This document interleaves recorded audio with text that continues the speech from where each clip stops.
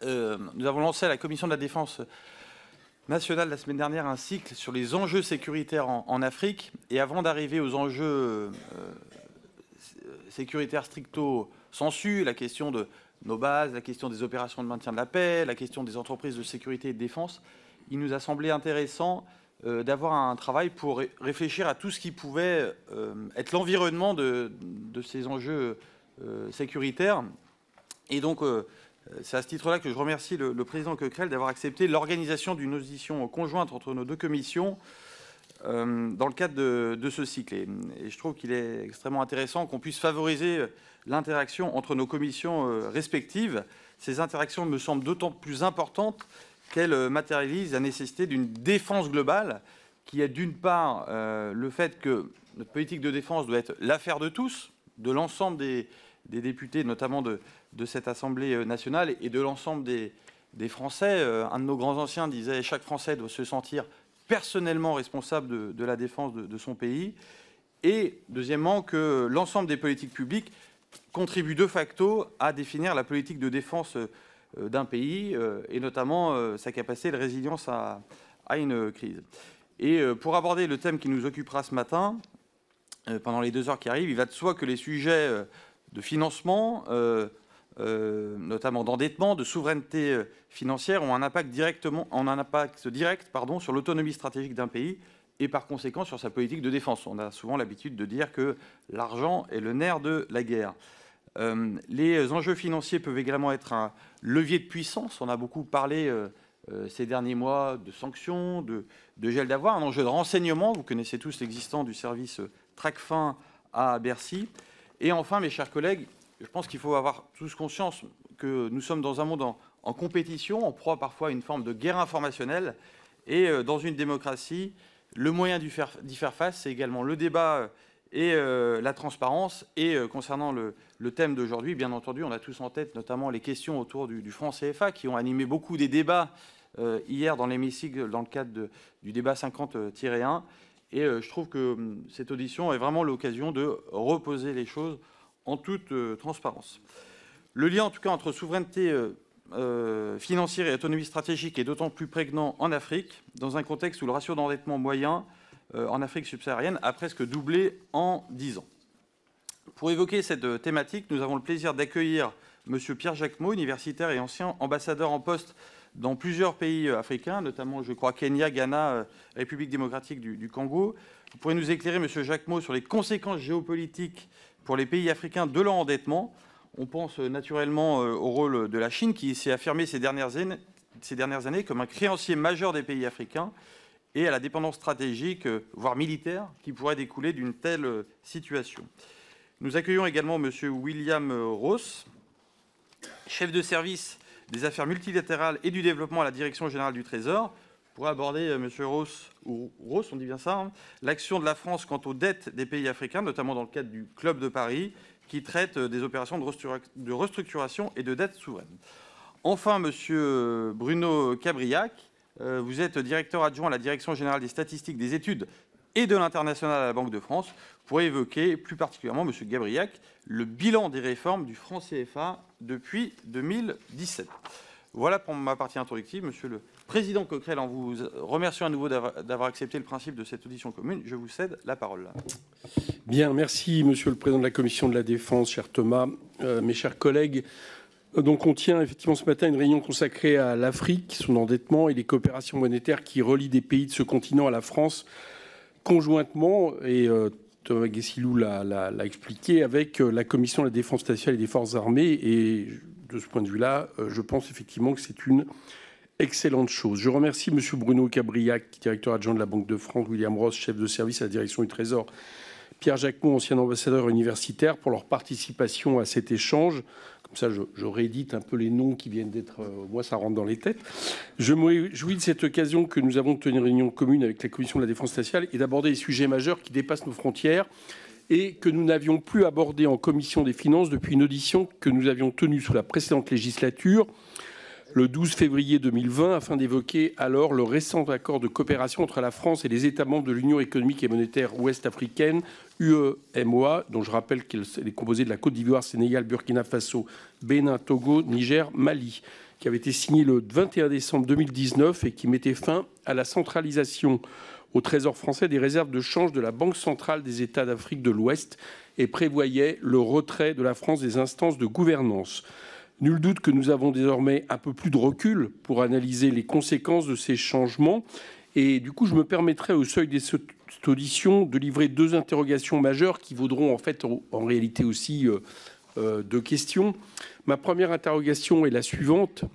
Les pays occidentaux, même s'ils se donnent l'illusion ou la bonne conscience de faire tout ce qu'il faut pour alléger la dette des pays africains, ne se place-t-il pas dans un entre-deux finalement ambigu, voire hypocrite? Cette dette constitue effectivement un facteur de préoccupation puisqu'elles exposent ces pays au marché financier et à la spéculation sur leur dette publique.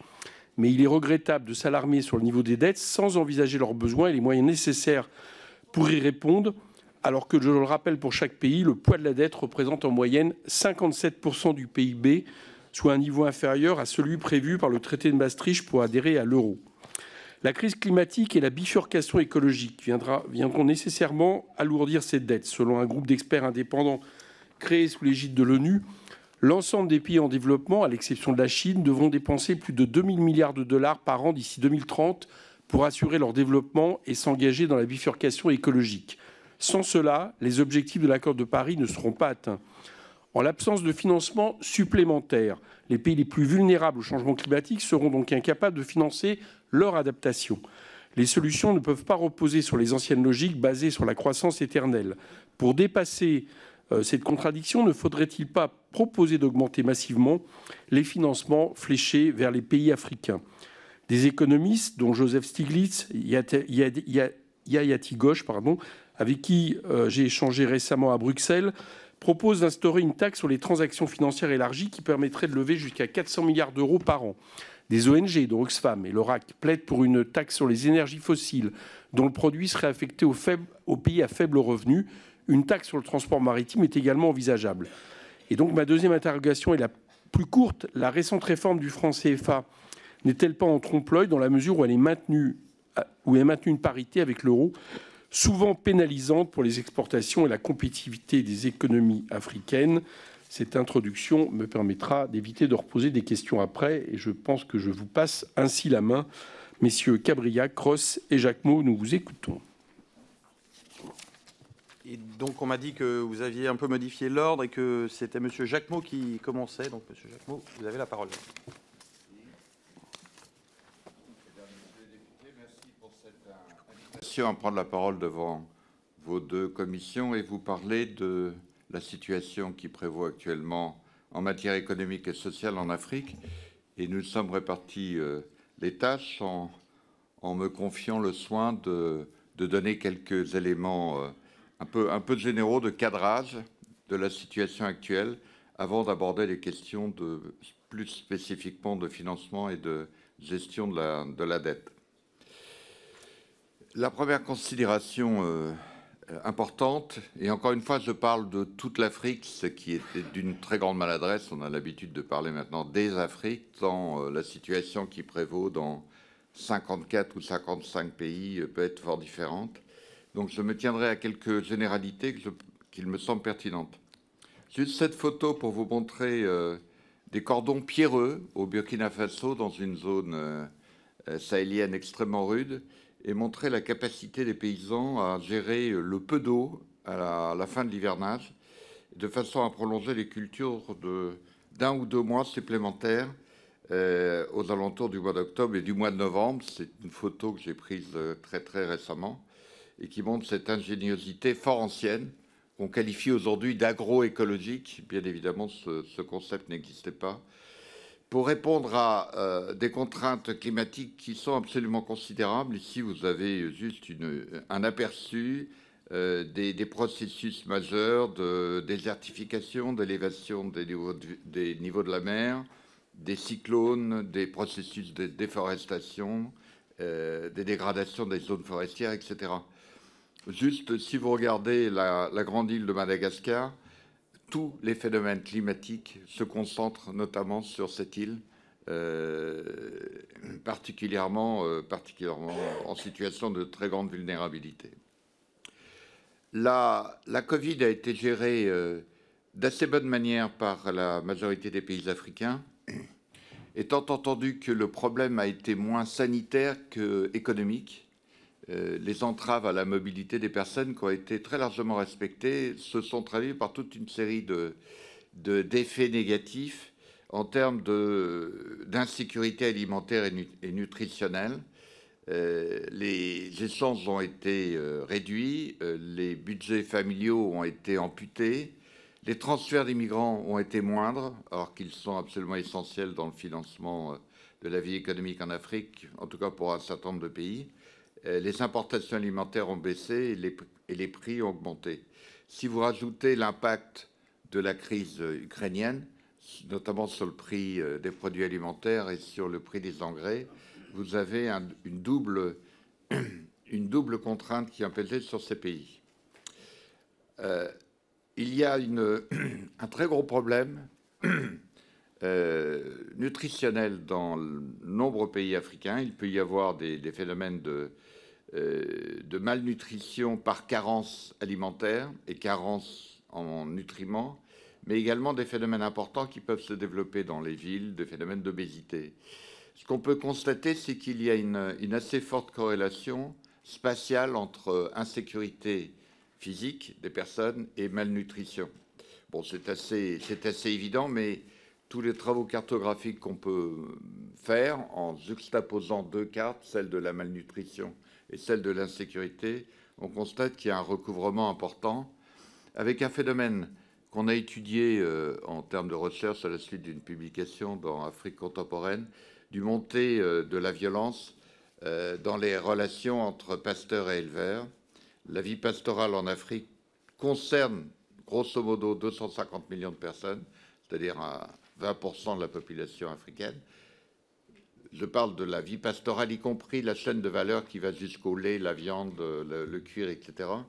Et on se rend compte ici, dans une communauté Peul, que pratiquement maintenant, tous les pasteurs, sur la bande sahélienne, en tout cas, mais également à Madagascar et en partie au nord de l'Afrique du Sud, sont armés pour défendre leur bétail contre les vols de bétail. On est donc dans une situation d'insécurité physique croissante dans la plupart des pays.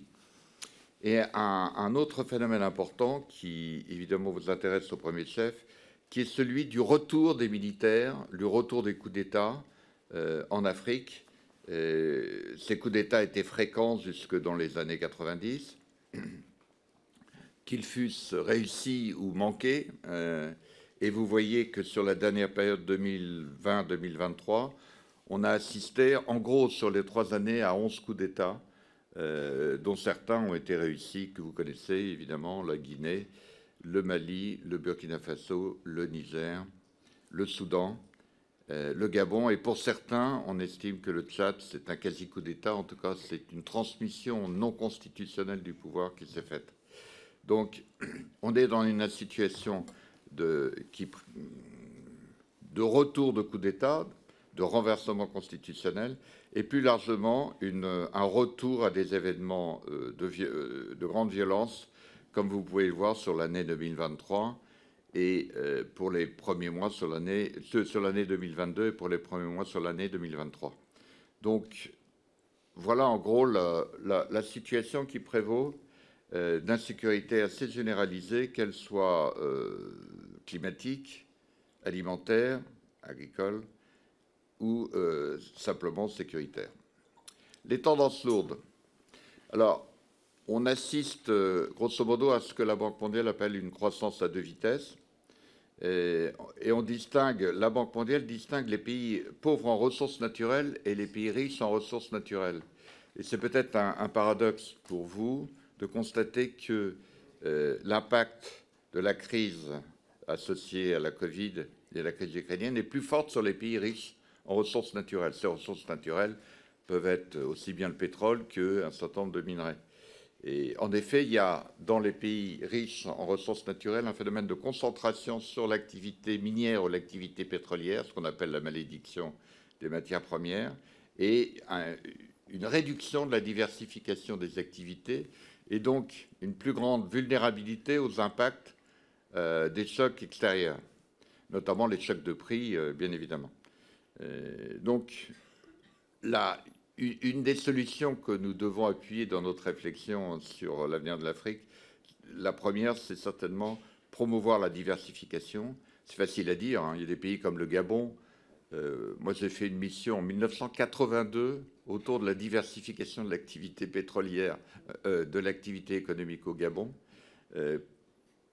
pensant à une possible chute des ressources pétrolières. Et je veux dire, aujourd'hui, ce rapport que nous avions fait au titre du ministère de l'Europe et des Affaires étrangères pourrait être aussi valable aujourd'hui sur une incapacité à assurer cette diversification.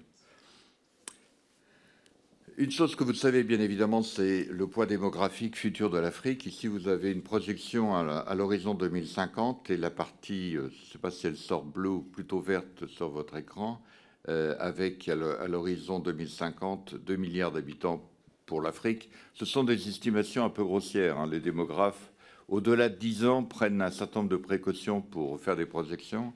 Mais en gros, vous voyez quand même que la place de l'Afrique dans la population mondiale va être importante, ce qui se traduit par, excusez-moi, elle sort très mal, par une montée de la jeunesse et par un phénomène important qui est celui de l'urbanisation.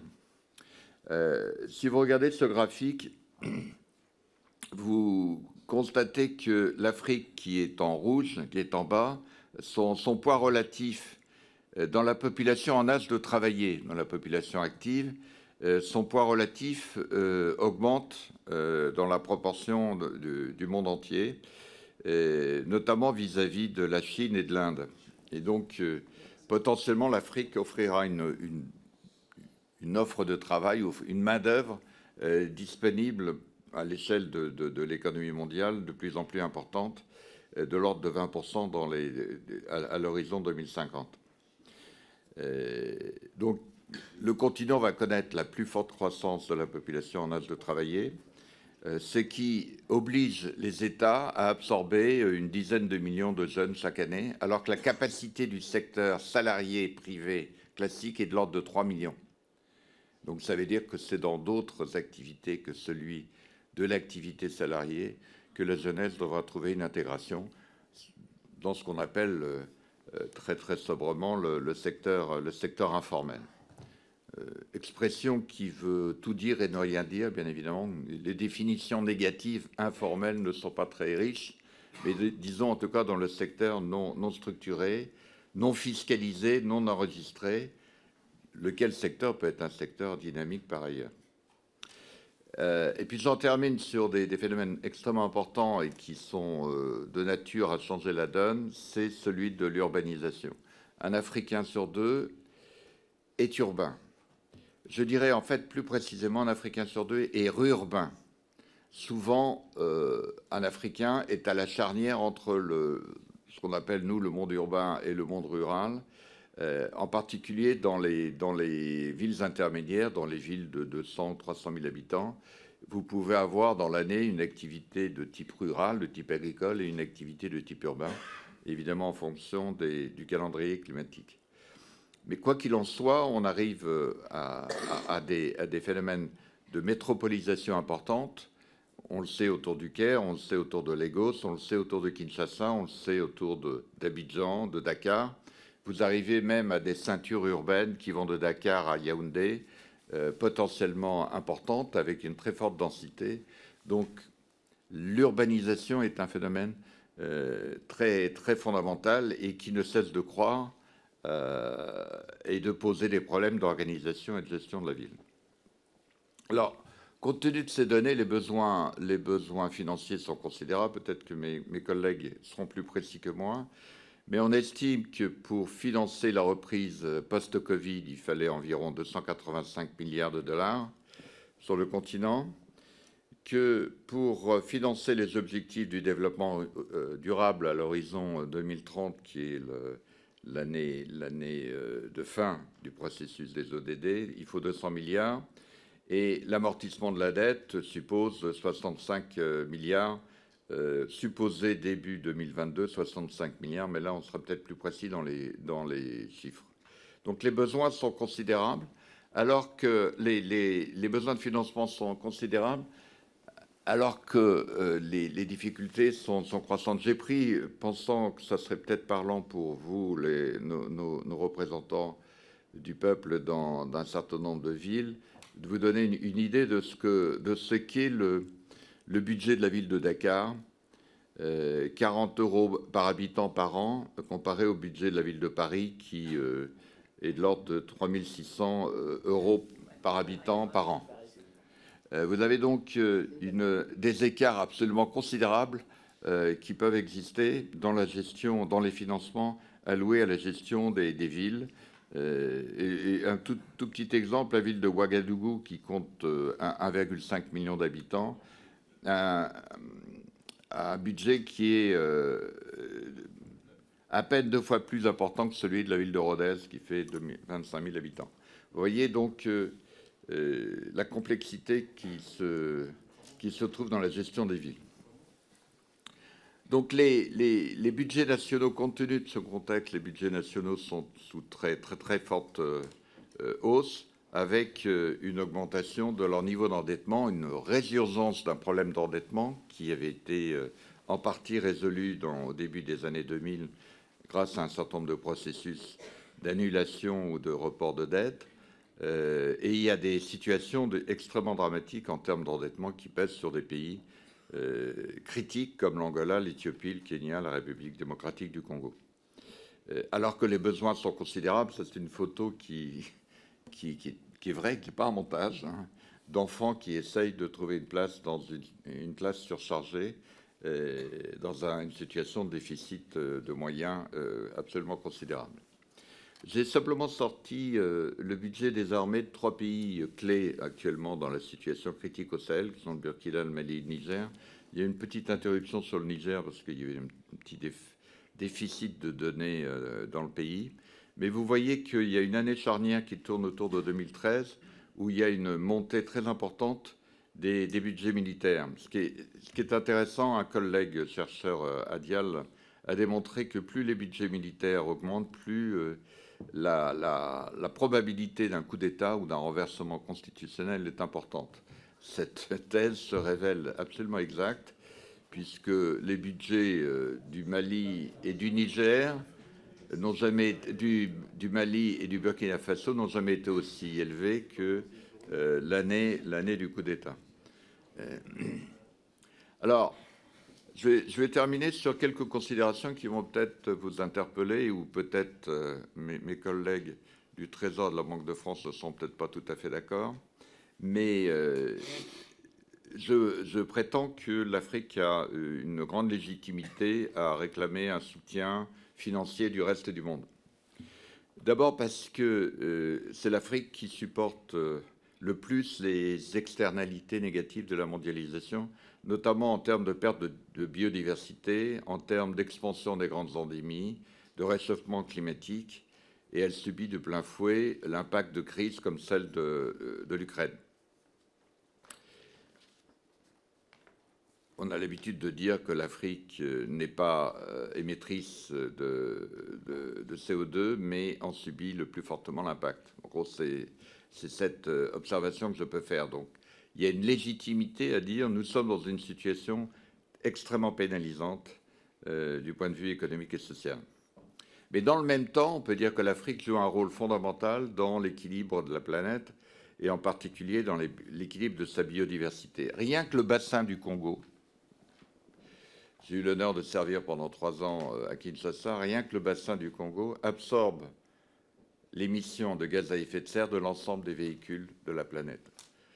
C'est le 2e poumon et peut-être, malheureusement, si l'Amazone est très mal gérée, deviendra le 1er poumon mondial. Donc il y a un rôle absolument éminent que peut jouer en termes de services environnementaux le continent africain, rôle qui mérite compensation et qui mérite rémunération si on veut que ce patrimoine mondial, ce bien public mondial, puisse être correctement géré. Voilà deux considérations qui font que sur la scène financière internationale, l'Afrique arrive avec un certain nombre d'arguments pour dire on a besoin d'un traitement particulier en ce qui concerne le financement de notre développement. Et puis enfin, et là c'est là où peut-être que je vais être le plus choquant, on pourrait se poser la question de savoir si l'Afrique n'est pas créancière finalement du reste du monde. La fuite des capitaux est si répandue que le continent est devenu un créancier net. Plus de sorties, plus d'entrées. Les flux de sortie sont divers, bien évidemment la fraude fiscale, mais surtout les rapatriements par le biais des prises internes des grands groupes, des multinationales, par le truchement, en particulier dans le secteur minier, fait qu'il y a des flux de sortie qui sont évalués par la CNUSET, qui est la Commission des Nations Unies sur le commerce et le développement, de l'ordre de 90 milliards. Évidemment, par définition, c'est des chiffres relativement approximatifs. On est souvent dans des fourchettes qui vont de 80 à 120 milliards par an de flux de sortie. Je rappelle, l'aide publique au développement sur l'Afrique, c'est 40 milliards. Alors, c'est la plupart du temps des opérations commerciales, des prix de transaction à l'intérieur des groupes, des activités criminelles, de la corruption, tout ce qu'on veut. Voyez, bon, les flux de sortie sont particulièrement significatifs dans certains pays. Le Nigeria est bien sûr le plus désigné, pays pétrolier par excellence, l'Afrique du Sud, l'Angola, le Congo, l'Égypte, le Maroc. Donc, compte tenu de cette donnée, on peut se poser donc cette question de savoir si finalement l'effort ne doit pas être aussi principalement porté sur la gestion de ces flux de sortie, de façon à endogénéiser, intérioriser en quelque sorte le modèle de financement. Alors c'est une interrogation qui est régulièrement posée par les chefs d'État africains qui, comme vous le savez, ont décidé il y a 2 ans, enfin c'est tout un processus, il y a eu un grand moment qui est celui-ci à Kigali en 2018, et puis la mise en œuvre est progressive, de créer une zone de libre-échange à l'échelle continentale, c'est-à-dire la plus grande zone de libre-échange du monde, potentiellement, avec toute une série d'orientations sur les infrastructures, sur l'intégration commerciale, les chaînes de valeur de production, la libre circulation des personnes, l'intégration financière et macroéconomique. Voilà en gros, un premier panorama qui permettra, je l'espère, d'aller plus fin sur les questions financières. Mais peut-être pour terminer, je voudrais juste citer deux grands auteurs africains pour dire que, pour simplement rappeler quels sont les termes de la discussion en Afrique par les Africains eux-mêmes. Et on assiste aujourd'hui à une remontée de deux tendances assez fortes que l'on croyait éteintes depuis les années 70.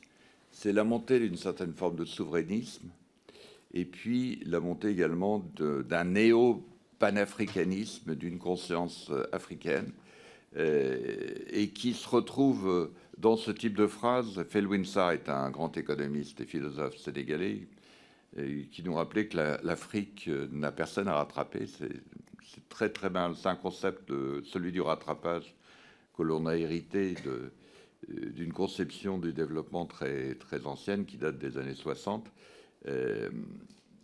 C'est à l'Afrique de choisir son sentier, son cheminement.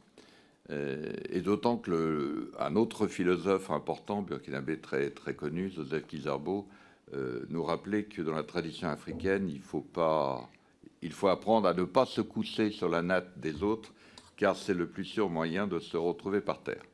Donc, c'est simplement pour vous dire quel est le climat, quel est l'intellectuel qui prévaut actuellement parmi nos collègues africains dans leurs réflexions sur les questions de développement. Je vous remercie.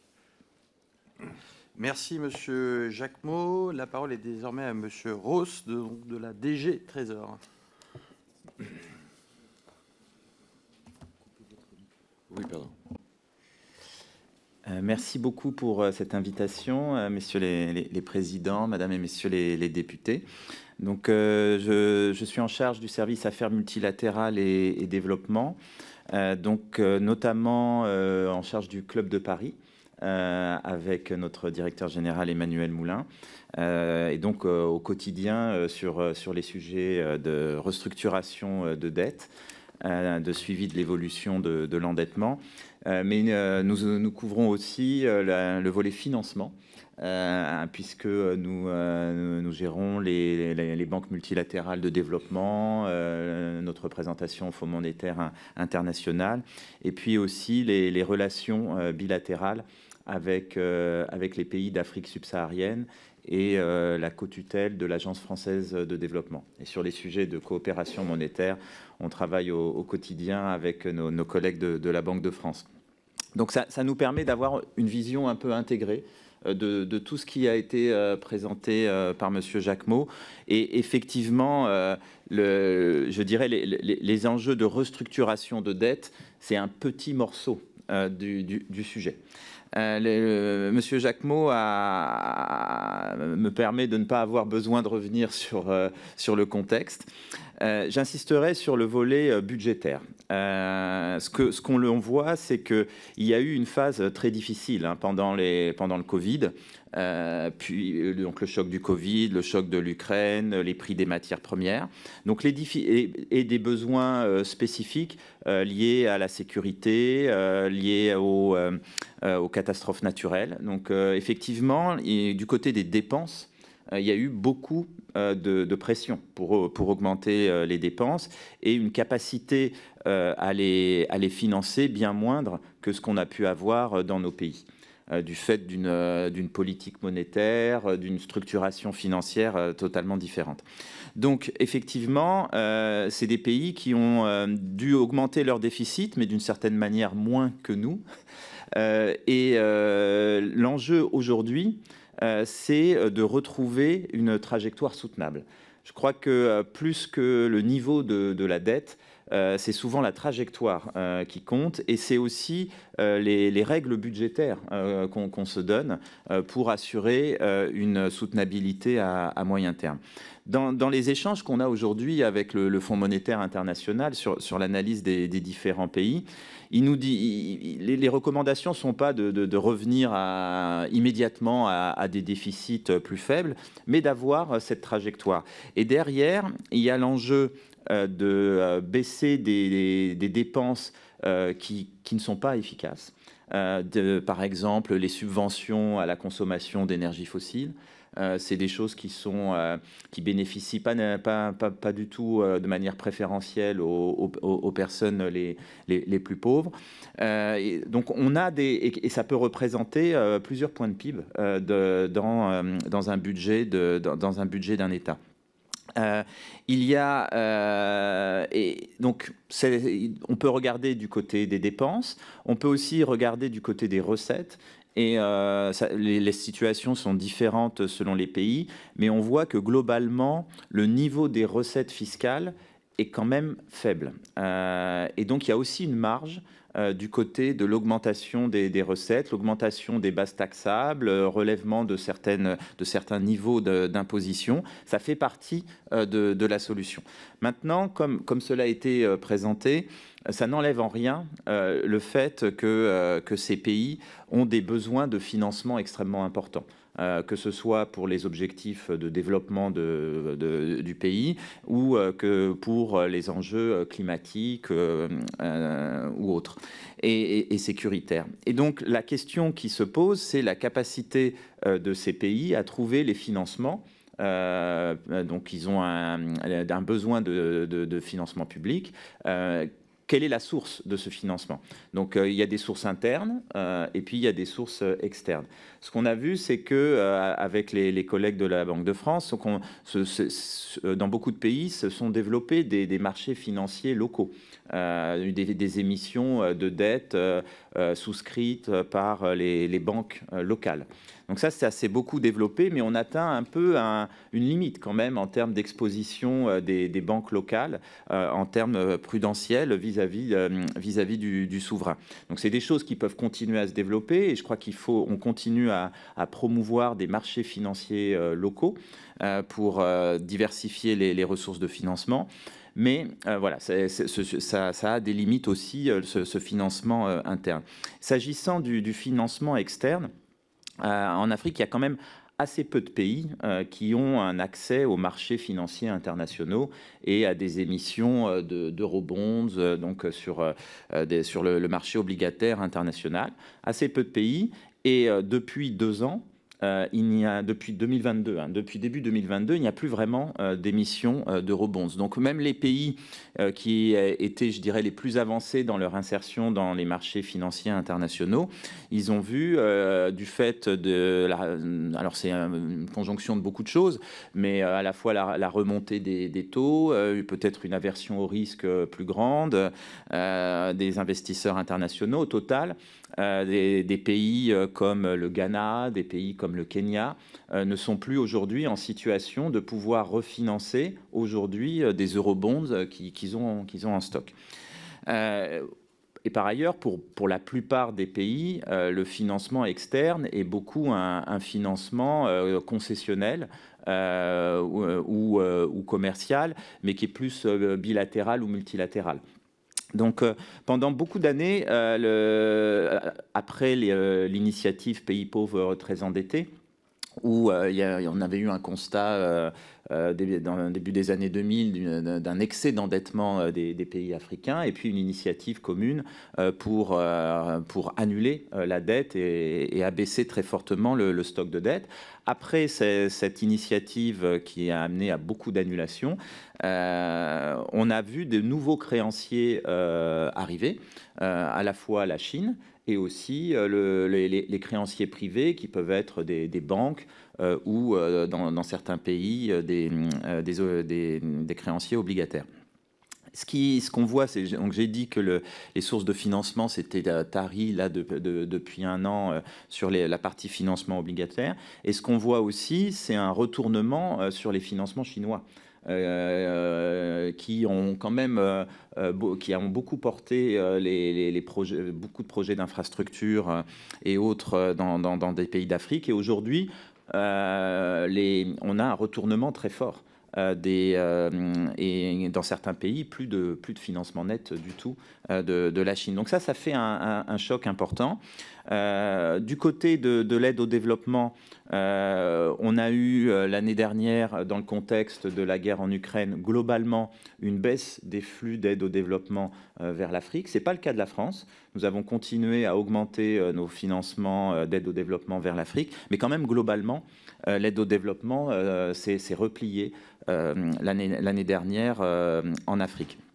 Donc effectivement, on a un sujet qui est, et je crois qu'on partage cette légitimité, qu'il y a en Afrique un besoin de financement concessionnel, de financement à bas coût.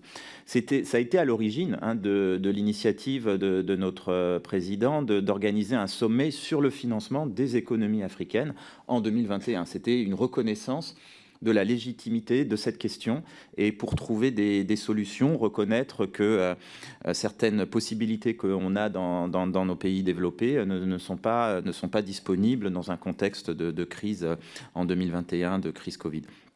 Donc, qu'est-ce qu'on a fait en 2021 ? On a soutenu une dynamique de direction de financement vers l'Afrique. Il y a eu l'allocation exceptionnelle de droits de tirage spéciaux du Fonds monétaire international. L'Afrique en bénéficie très peu, compte tenu de son faible poids au Fonds monétaire international. Et l'idée, c'était que on dirige des prêts de droits de tirage spéciaux vers l'Afrique. Donc, in fine, comment on le fait? On le fait par l'intermédiaire d'outils du Fonds monétaire international, je pourrais y revenir, mais on a eu une mobilisation de 100 milliards de droits de tirage spéciaux de l'allocation de 2021 qui sont dans les réserves des pays développés, des pays qui n'ont pas de problème de balance de paiement, pour les mobiliser vers les pays vulnérables et en grande partie en Afrique. On a eu aussi des appels à avoir des reconstitutions ambitieuses des poches concessionnelles, en dons ou en prêts à très très bas taux d'intérêt de la Banque mondiale, de la Banque africaine. Donc il y a eu vraiment cette reconnaissance qu'il y avait besoin, et c'est ce qu'on appelait de plus en plus un choc de financement pour les pays africains et plus généralement pour beaucoup de pays vulnérables. S'agissant de la dette, ce qui a été fait lors de la période du Covid, c'est une initiative de suspension du service de la dette.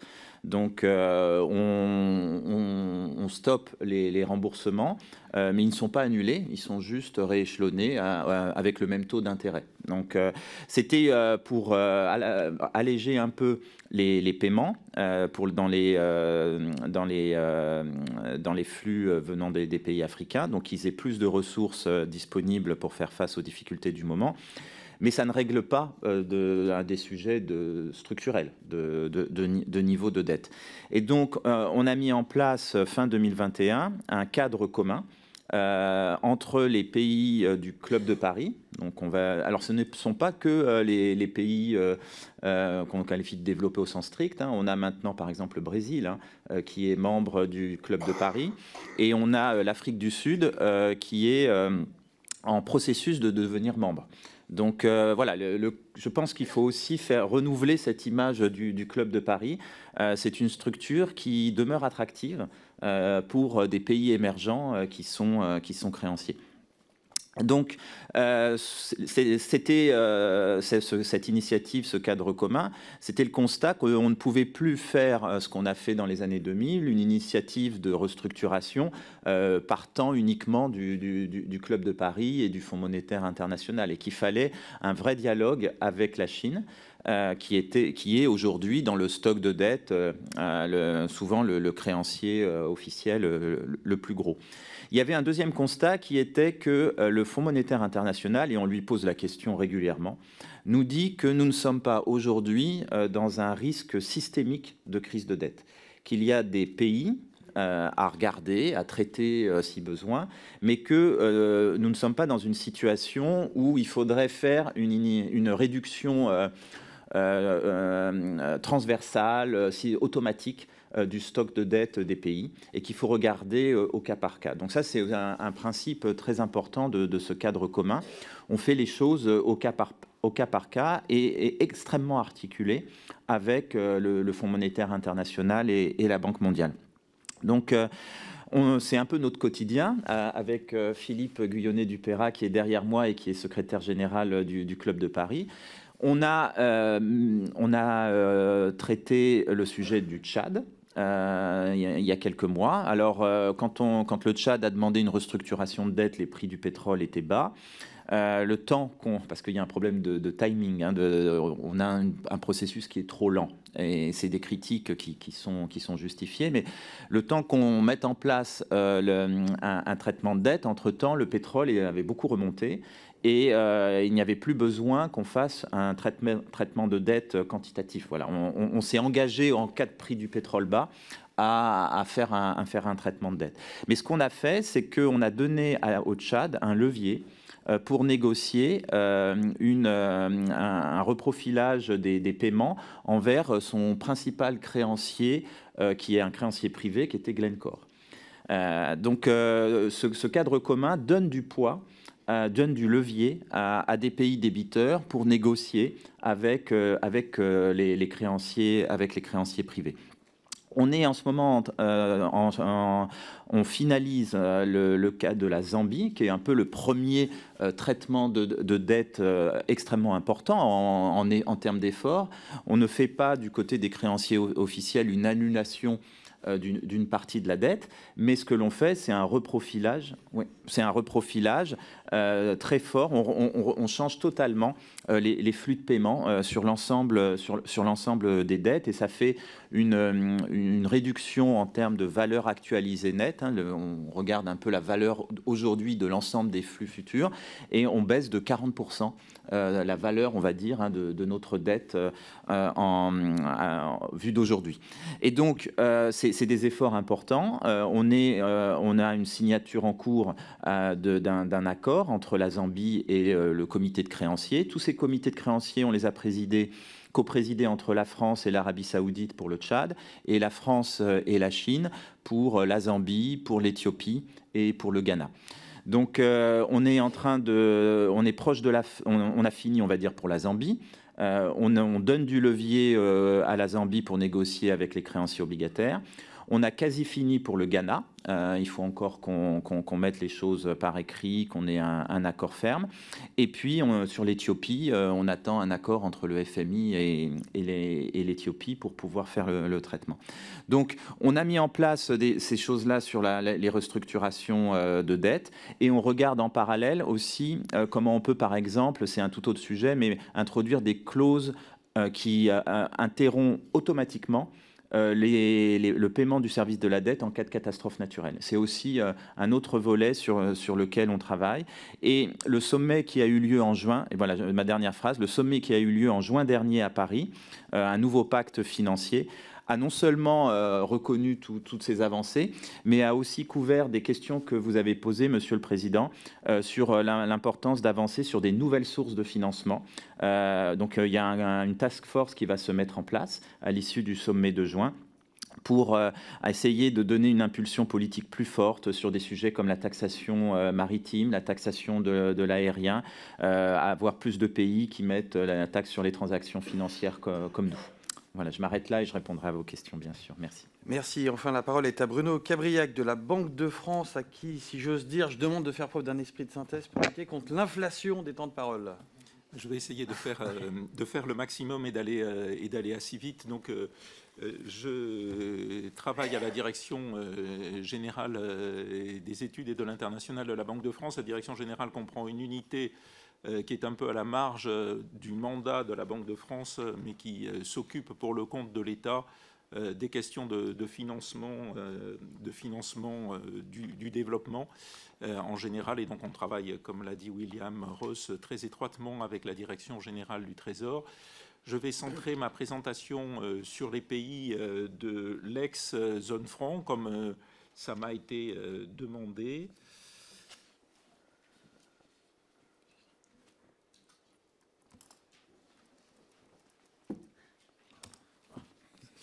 Et donc, pourquoi l'ex-zone franc? Eh bien, parce qu'on a changé ce vocable. Premièrement, parce que c'était un irritant à l'égard de nos partenaires africains.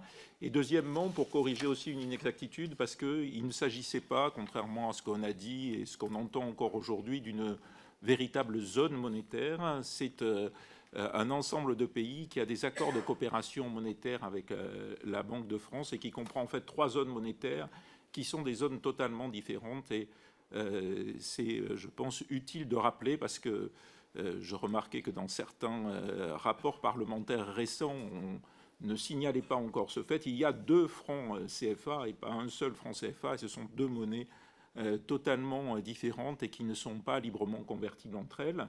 Et donc la seule chose qui rassemble, je dirais, ces pays, qu'on appelle maintenant les pays de coopération monétaire Afrique-France, hein, donc ça a été difficile de trouver ce vocable, qui, je le reconnais, n'est pas particulièrement mnémonique, mais en tout cas, il y a une seule chose qui rassemble ce groupe de pays, c'est d'avoir des accords monétaires avec la France qui reposent sur les mêmes principes, même si ils sont différents avec des textes différents. Et en fait, ces accords de coopération monétaire, c'est aussi le résultat d'un choix librement exercé par ces pays sur leur régime de change, un double choix. notamment pour les pays de l'UMOA et de la CEMAC, qui ont fait le choix d'être d'une part en union monétaire et d'autre part d'avoir un taux de change fixe vis-à-vis de l'euro. Donc c'est un double régime de change rigide qui est unique au monde. Et donc les accords de coopération monétaire avec la France, je le rappelle, c'est que la France donne sa garantie. Elle donne sa garantie à chacune des banques centrales, donc à chacune des zones monétaires, et non pas à chacun des États, pour on appelle une garantie de change. Qu'est-ce que ça veut dire en pratique? Ça veut dire en fait qu'en cas d'épuisement des réserves, la France fournit de façon illimitée et inconditionnelle des réserves de change à ces pays. Alors, quels sont les avantages de ce régime de change? Ils sont bien connus sur le long terme. C'est des avantages en termes de stabilité monétaire. La plupart des études qui ont été faites sur ce régime sur le très long terme montrent que ça n'a pas d'effet significatif. Alors c'est très difficile évidemment à déterminer puisque c'est très difficile de faire des contrefactuels. Ça n'a pas d'effet significatif sur la croissance à long terme, ni en bien ni en mal, mais par contre ça a un effet important sur la stabilité monétaire. Et si vous regardez le graphique d'en haut, vous voyez que sur une dizaine d'années, en termes de réserve de valeur, le franc CFA les francs CFA sont très efficaces puisque l'inflation cumulée est très significativement inférieure à celle qu'elle est dans les autres pays d'Afrique subsaharienne. C'est le graphique d'en haut. Et sur le graphique d'en bas, vous voyez qu'en termes de croissance, c'est des performances à peu près comparables depuis le début du siècle avec le reste de l'Afrique subsaharienne. Sur la période la plus récente, j'attire votre attention sur la courbe jaune qui rassemble l'ensemble des pays du Sahel, et donc les pays du Sahel de l'UMOA plus le Tchad. Et vous voyez qu'en termes de croissance, leur performance, malgré tous les chocs qu'ils ont subis, et on y reviendra courtement tout à l'heure, malgré tous les chocs qu'ils ont subis, leur croissance a été relativement résiliente. Et là, c'est là qu'apparaît, de mon point de vue, le principal avantage de ce régime de change et de cette coopération monétaire qui permet la crédibilité de ce régime de change, c'est que dans des pays avec des troubles sécuritaires très importants, affectés de chocs très importants, eh bien, la valeur de la monnaie reste intacte et la monnaie est quelque part préservée de l'ensemble de ces chocs. Elle est doublement préservée par les unions monétaires et par le régime de change fixe. Et ça, c'est peut-être l'avantage le plus déterminant. Donc c'est vraiment dans les périodes de crise et aussi dans les périodes de poussée inflationniste internationale comme aujourd'hui qu'on voit l'avantage de ce régime de change. Et effectivement, si on regarde ce qui se passe sur cette année 2023, eh bien, on voit que la croissance est relativement résiliente dans les pays de l'UMOA, mais aussi dans les pays de la CEMAC, en considérant que les pays de la CEMAC sont essentiellement des pays exportateurs de pétrole aujourd'hui, et que ces pays sont en convalescence après la crise entraînée en 2014 par le retournement des prix du pétrole. On voit qu'ils ont aussi réussi à améliorer, ou en tout cas à limiter la détérioration de leurs fondamentaux. William Ross parlait tout à l'heure de l'endettement public. On voit que les ratios d'endettement public sont plus faibles dans ces pays que dans le reste de l'Afrique subsaharienne, qu'ils ont encore des réserves de change substantielles. Et ce sont des fondamentaux qui se sont améliorés malgré le fait que ces pays ont utilisé un peu plus leur marge de manœuvre budgétaire et leur marge de manœuvre monétaire pour faire face à la crise Covid et continuent à les utiliser. Vous voyez notamment que dans les pays de l'UMOA, le solde budgétaire reste relativement dégradé, le solde courant reste relativement dégradé. On pourrait l'interpréter négativement, mais l'interprétation positive, c'est qu'ils ont pu utiliser, et notamment grâce à nouveau à ce régime de change, leur marge de manœuvre budgétaire pour faire face aux nombreuses crises qui sont celles aujourd'hui de l'ensemble de l'Afrique subsaharienne, mais particulièrement fortes en UEMOA, qui souffrent des éléments qu'a signalé William Ross, du ralentissement de la croissance mondiale, de pression inflationniste persistant dans le monde, des durcissements des conditions de financement extérieures, notamment la fermeture des marchés de capitaux aux pays d'Afrique subsaharienne qui touchent aussi fortement l'UEMOA, le recul des financements concessionnels d'APD dans l'Afrique subsaharienne, et puis la baisse des financements chinois. À ça s'ajoutent les tensions sécuritaires et politiques que vous connaissez bien, notamment dans les pays du Sahel, et en outre une vulnérabilité au changement climatique qui est très forte, notamment dans les pays du Sahel. J'ai mis dans la carte l'indice de vulnérabilité calculé par la FERDI, et qui montre effectivement que les pays du Sahel sont parmi, et notamment pour des raisons de variabilité climatique, de sécheresse, d'absence aussi d'irrigation, sont parmi les pays qui sont les plus sensibles aux risques physiques liés au changement climatique. Pourtant, la performance de l'UEMOA depuis le début du siècle et même dans les années récentes, comme l'illustre ce tableau, montre que ces pays sont particulièrement résilients.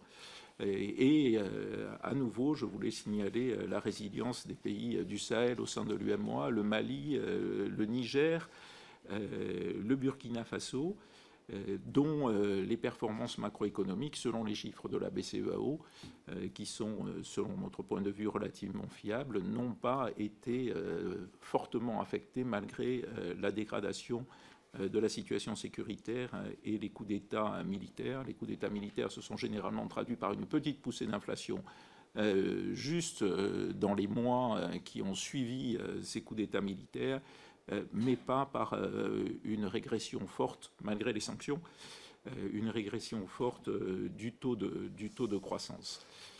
Il y a effectivement dans cette zone, comme d'ailleurs dans la zone CEMAC, un rôle déterminant du FMI pour assurer que ces pays mènent une politique macroéconomique favorable à la croissance et au développement sur le long terme. Alors, ce qui se passe en CEMAC est un petit peu différent de ce qui se passe en UEMOA, parce que la CEMAC, c'est effectivement des pays exportateurs de pétrole, donc ils ont vécu d'une façon différente le choc énergétique, mais ils étaient en convalescence à cause du retournement des prix pétroliers à la baisse en 2014, et donc la crise Covid les frappe en pleine reprise économique, et pourtant là aussi la croissance a été relativement résiliente, y compris dans des pays comme le Tchad qui sont victimes des mêmes vulnérabilités, notamment en matière sécuritaire et en matière climatique, que les pays de l'UEMOA. Et donc là aussi, si on compare la situation par rapport à d'autres pays exportateurs de pétrole, notamment l'Angola ou le Nigeria, on voit que le régime de change a apporté un premier avantage qui est celui de la stabilité monétaire. Il n'y a pas eu cet enchaînement entre hausse des prix, inflation, détérioration du taux de change, et donc cette spirale prix-taux de change qui s'est passée au Nigeria ou en Angola. Par contre, sur le long terme, et ça c'est effectivement une remarque peut-être un peu décevante aussi sur les avantages du système, on aurait pu penser que le régime de taux de change fixe, par nature, limitait les effets de ce qu'on appelle le syndrome hollandais. Et en fait, ces pays n'ont pas fait plus de progrès en matière de diversification économique et de sortie progressive des énergies fossiles, ou en tout cas de la dépendance trop forte aux énergies fossiles, pas plus d'ailleurs que le Nigeria ou l'Angola, mais ça ne les a pas aidés sur ce plan structurel. Voilà, donc je voudrais conclure que ce système de change, dans la conjoncture actuelle, avec une forte poussée inflationniste internationale et qui s'est développée dans un certain nombre de pays à faible revenu, par la spirale détérioration de change et inflation, eh bien, ce régime de change a des avantages aujourd'hui qu'on voit et qui sont significatifs. Bien, merci. Il faut couper votre micro, pardon. Merci, messieurs, de ces interventions complémentaires, passionnantes, et dont certaines reviennent sur peut-être des idées trop préconçues. Donc, je pense que ça va ouvrir pas mal la discussion. Juste avant de passer la parole au rapporteur général et aux orateurs de groupe, dans mon intervention, il y avait 2 questions, et je suis resté un peu sur ma fin, non pas sur la question de la dette, vous avez répondu, mais en tout cas sur la question de l'impact de la bifurcation écologique dans la prise en compte justement de financements supplémentaires. Enfin, en tout cas, j'ai pas entendu de réponses qui m'ont forcément satisfait. Et également sur, alors j'ai compris que vous aviez Monsieur Cabriac, loué un peu le régime de change. Mais je reste quand même interrogateur. Je reste avec des interrogations sur la récente réforme qui instaure une parité avec l'euro, et que pour ma part je juge peut-être pénalisant pour les exportations et les compétitivités des économies africaines. Je veux bien que vous réagissiez là-dessus. C'était avant que vous arriviez, c'est pour ça, Monsieur Cabriac. Bien, je vais passer la parole au rapporteur général. Juste, on prend la méthode commission des finances. Je ne sais pas si c'est une méthode habituelle pour les commissaires de la commission défense, c'est-à-dire on donne la parole aux orateurs de groupe pour 2 minutes chacun, et après il y a une série de réponses, et après on passe aux orateurs supplémentaires. Mais j'ouvre avec le rapporteur général, Jean-René Cazeneuve. Merci, Monsieur le Président. Merci beaucoup pour cette intervention très éclairante. D'abord, rappeler à tout le monde que l'aide publique au développement en 2023, c'est 15,9 milliards d'euros, en progression de 700 millions d'euros par rapport à 2022. La France, notre pays, tient ses engagements. On avait annoncé une montée en puissance, une programmation de l'aide publique au développement. Aujourd'hui, c'est 0,55% de notre revenu national brut. On tient nos engagements.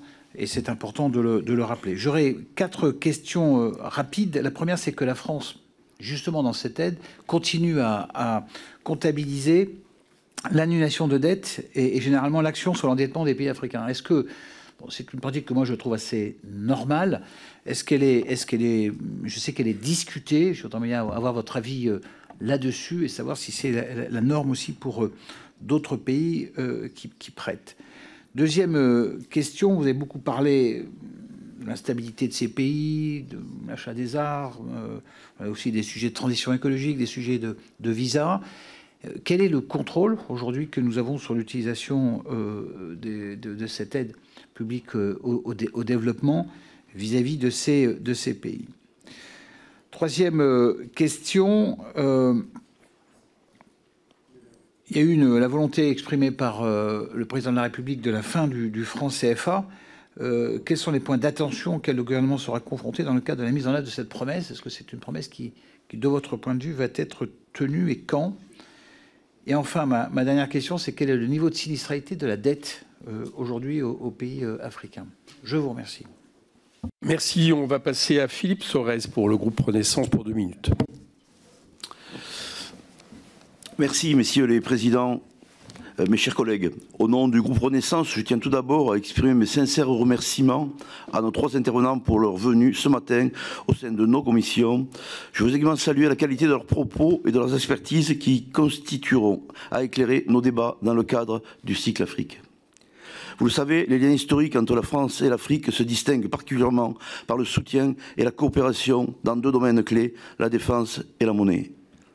La coopération dans le secteur monétaire a été marquée par une certaine inertie générant des critiques et des mouvements de contestation dirigés en particulier contre le franc CFA.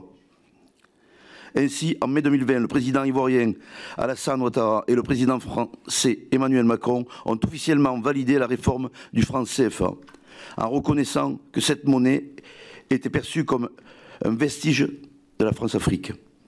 Cet accord entre le Trésor français et la Banque centrale des États d'Afrique de l'Ouest implique deux changements majeurs. L'arrêt du versement de 50% des réserves de change de la zone sur le compte d'opération du Trésor français et le retrait de la France des instances de gouvernance de la devise. Cependant, un point crucial demeure inchangé pour le moment. La France continue de garantir le franc CFA. Cette étape représente une transition avant le remplacement du franc CFA par l'ECO, censé devenir la future devise commune de la communauté économique des États de l'Afrique de l'Ouest. Alors que cette réforme a eu un retentissement considérable au moment de son annonce, le franc CFA reste donc le symbole de l'ensemble des difficultés économiques de la zone franc et parfois même un prétexte pour des revendications plus larges contre la présence française en Afrique. À cet égard, quel regard portez-vous sur cette réforme et comment évoluez-vous ses impacts économiques et politiques 3 ans après sa mise en œuvre? Concernant l'avenir du projet de transition vers l'ECO et la disparition du franc CFA en Afrique de l'Ouest, quelles perspectives pouvons-nous envisager? Merci.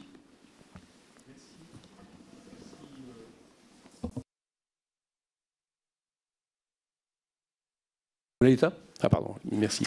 Éric Salmon pour le groupe Rassemblement National. Monsieur le Président, messieurs les présidents, mes chers collègues, merci déjà messieurs pour vos présentations.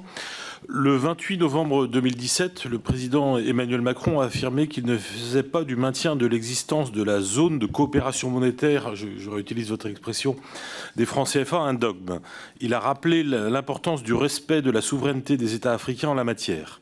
En parlant de ces derniers, il déclarait, je le cite, « S'ils considèrent qu'il faut même supprimer totalement cette stabilité régionale et que c'est mieux pour eux, je considère que c'est eux qui décident et donc je suis favorable. » Nous nous reconnaissons pleinement de cette position de respect de la souveraineté des États.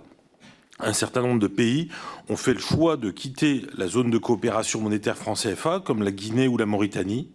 Je ne pense pas qu'il soit dans l'intérêt de ces pays de quitter cette zone de coopération, facteur de stabilité économique, mais si telle est leur décision souveraine, ainsi soit-il. En revanche, il me semble que l'on étudie beaucoup, et à raison, l'intérêt de l'existence des francs CFA pour les États membres africains et pas assez l'intérêt pour la France des francs CFA. Ma question est donc la suivante. Existe-t-il des études économiques de prospective anticipant les conséquences qu'aurait pour la France une disparition du franc CFA ? Au-delà de l'hypothèse d'une disparition de la zone, existe-t-il des études économiques sur les inconvénients et les avantages de l'existence du franc CFA pour déterminer si le maintien de cette zone monétaire est dans l'intérêt de la France? Je vous remercie. Merci. On va passer à David Guiraud pour la France Insoumise.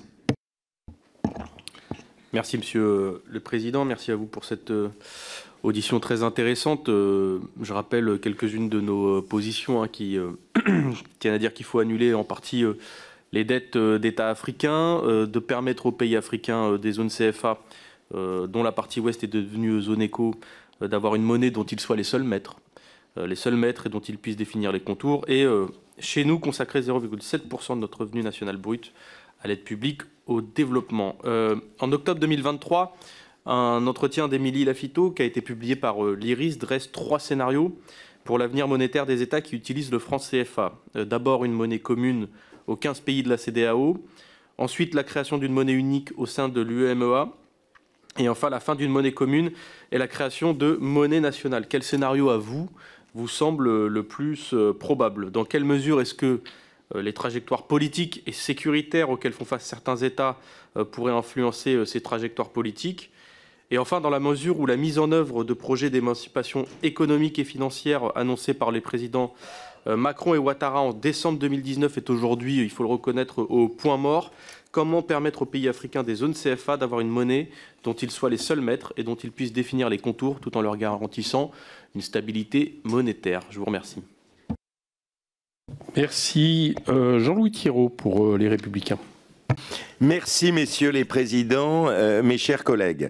D'abord, très intéressé par cet exposé qui nous a bien éclairé. Avant de poser ma question, je voudrais simplement dire au nom de notre groupe une légère divergence sur les présupposés. Et je pense aux propos de monsieur Jacquemot concernant la légitimité des financements à l'Afrique. Je crois qu'il ne faut pas raisonner en termes de légitimité. Qu'il y ait eu des externalités négatives venant des pays développés, c'est tout à fait évident, mais il y a aussi des externalités positives dont il faut tenir compte. Je pense au progrès en matière, par exemple, sanitaire, de mortalité infantile ou tous ces éléments-là. Et on ne peut pas, je crois, dire qu'il y a une, on va dire, culpabilité collective que devrait avoir le monde développé vis-à-vis des pays africains. Cela posé, si les présupposés ne sont pas les mêmes, le résultat auquel nous arrivons est exactement le même, c'est-à-dire que pour éviter davantage d'externalités négatives partout et davantage de difficultés, nous avons effectivement une nécessité absolue d'être présent en Afrique et de participer au financement du développement des économies africaines, de la transition écologique, parce que sinon, on sait bien que les problématiques, d'une manière ou d'une autre, et notamment démographiques, deviendront des problèmes qui toucheront l'Europe et en général, et la France en particulier. Donc, ma question, qui rejoint d'ailleurs la question de celle du rapporteur général, c'est dans votre propos, on a très peu évoqué les problématiques de gouvernance. Vous parliez de contrôle. Donc, quelle est votre réflexion à tous les trois sur la manière d'améliorer la gouvernance des flux financiers qui peuvent aller vers l'Afrique, avec à la fois le problème de la gouvernance étatique, les coups d'État qu'on évoquait, mais aussi de la gouvernance des entreprises. Merci. Merci. Mohamed Lakila pour le groupe démocrate. Merci, messieurs les présidents. Merci, messieurs, pour votre intervention. Je commencerai directement par poser mes questions, mais en citant d'abord un proverbe africain qui dit ceci. La main qui donne reste toujours au-dessus de celle qui reçoit. La main qui donne est toujours au-dessus de celle qui reçoit. Alors comment pouvons-nous structurer notre relation d'abord économique, financière et sécuritaire pour qu'elle soutienne et qu'elle vienne en soutien à l'Afrique dans une relation plus équilibrée et pour éviter cette perpétuelle dynamique de dépendance. Deuxième question, quelle stratégie pouvons-nous adopter pour renforcer cette autonomie économique et sécuritaire des pays africains? Un accord, bien sûr, avec ce principe de respect mutuel. En quoi la France peut-elle réviser sa politique d'assistance, et j'aime pas le mot assistance, d'aide au développement, même pour évoluer vers un partenariat donc plus égalitaire avec les pays africains, favorisant leur développement durable et leur stabilité à long terme. Enfin, ne devons-nous pas nous interroger sur notre politique d'immigration dite choisie, et le sujet va être traité très bientôt, qui consiste finalement à attirer des étudiants aujourd'hui pour ensuite les retenir, privant l'Afrique de ce qu'il y a de très cher, de sa matière grise. Après avoir exploité, on a vu votre tableau avec les flux financiers de l'Afrique qui sortent par milliards aujourd'hui, chaque année, il y a aussi cette matière grise qui fait défaut à l'Afrique. Merci. Je ne vois personne pour le groupe socialiste, sauf erreur de ma part. Non. Lise Magnier pour le groupe Horizon. Bien le micro, président. Merci. Merci, messieurs les présidents de commission et merci, messieurs les orateurs, pour votre présentation complète, effectivement, que vous nous avez faite ce matin. Je pense que nous avons absolument tous conscience que l'Afrique est au carrefour géographique, économique, diplomatique et militaire de notre monde et que la question des besoins de financement pour faire face aux enjeux majeurs que vous nous avez parfaitement rappelés est donc cruciale. D'autant qu'aujourd'hui, nous le constatons, l'Ouest et l'Est se font de nouveau face et cette contestation a évidemment des conséquences pour le continent africain. Et d'ailleurs, les investissements de la Chine et la communication associée sont symptomatiques d'une volonté d'expansion économique, entraînant un risque fort de mainmise politique et diplomatique sur le continent africain par des pays autoritaires. Et cela associé évidemment à des opérations de désinformation et d'influence visant à opposer l'Afrique et l'Europe. Et donc ma question sera la suivante, messieurs, en quoi Notre politique de coopération monétaire peut-elle enrayer ces opérations de contestation des partenariats euro-africains et particulièrement franco-africains? Je vous remercie. Merci, Elise. Karim Benchek pour le groupe écologiste. Merci, Monsieur le Président. Merci pour l'ensemble de ces présentations.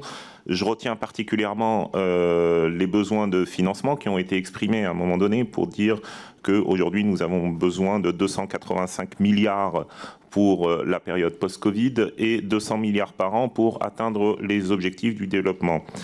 Je retiens aussi qu'il y a 40 milliards en total d'APD vers l'Afrique. Donc, visiblement, nous sommes dans un rapport de 1 à 10, si je comprends bien, entre besoin de financement et ce qui est concrètement financé.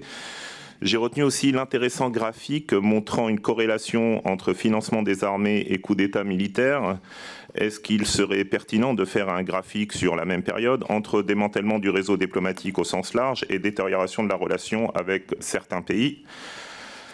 Par ailleurs, j'ai bien entendu les remarques aussi du rapporteur général sur le niveau de notre APD. C'est vrai, nous devons nous en féliciter. 15 milliards désormais d'APD, c'est un chiffre qui n'avait jamais été atteint.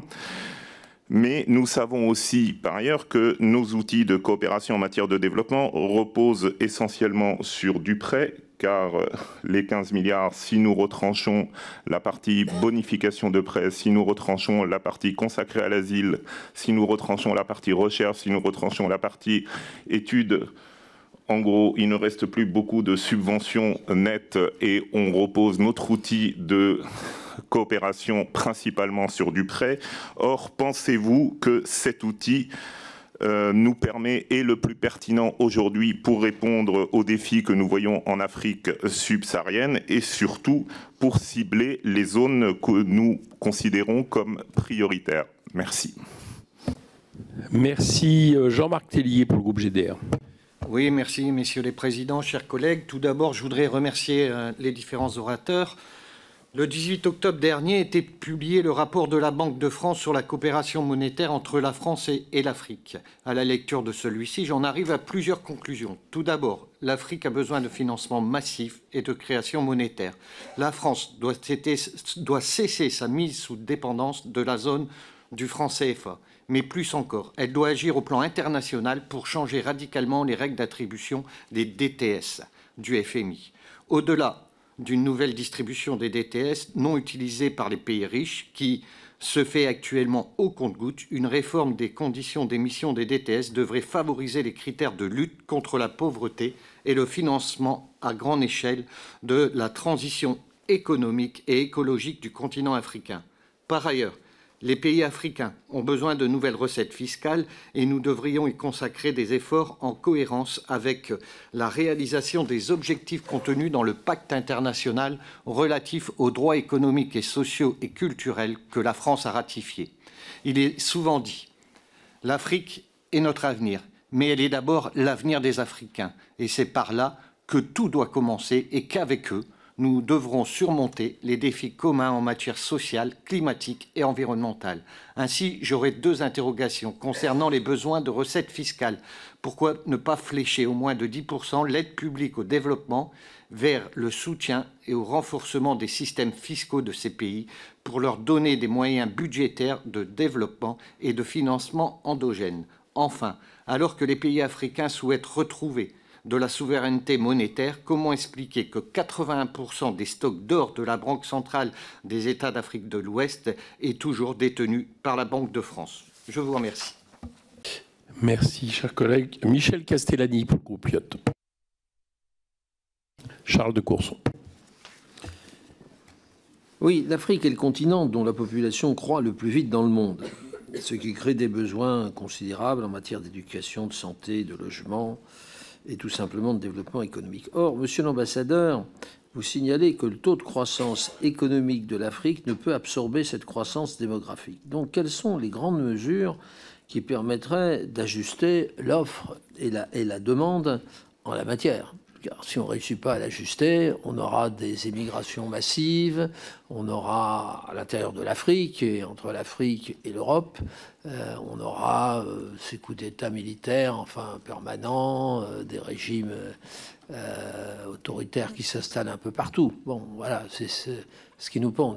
Alors voilà, quelles sont les grandes mesures, les grandes politiques qui permettrait, politique démographique, de freinage de la croissance démographique, l'aide au développement. Est-ce que notre système d'aide au développement permet vraiment le développement de l'Afrique? La politique monétaire, c'est un peu la couverture sur le manteau, si je puis dire. C'est pas forcément ça qui permet le développement économique.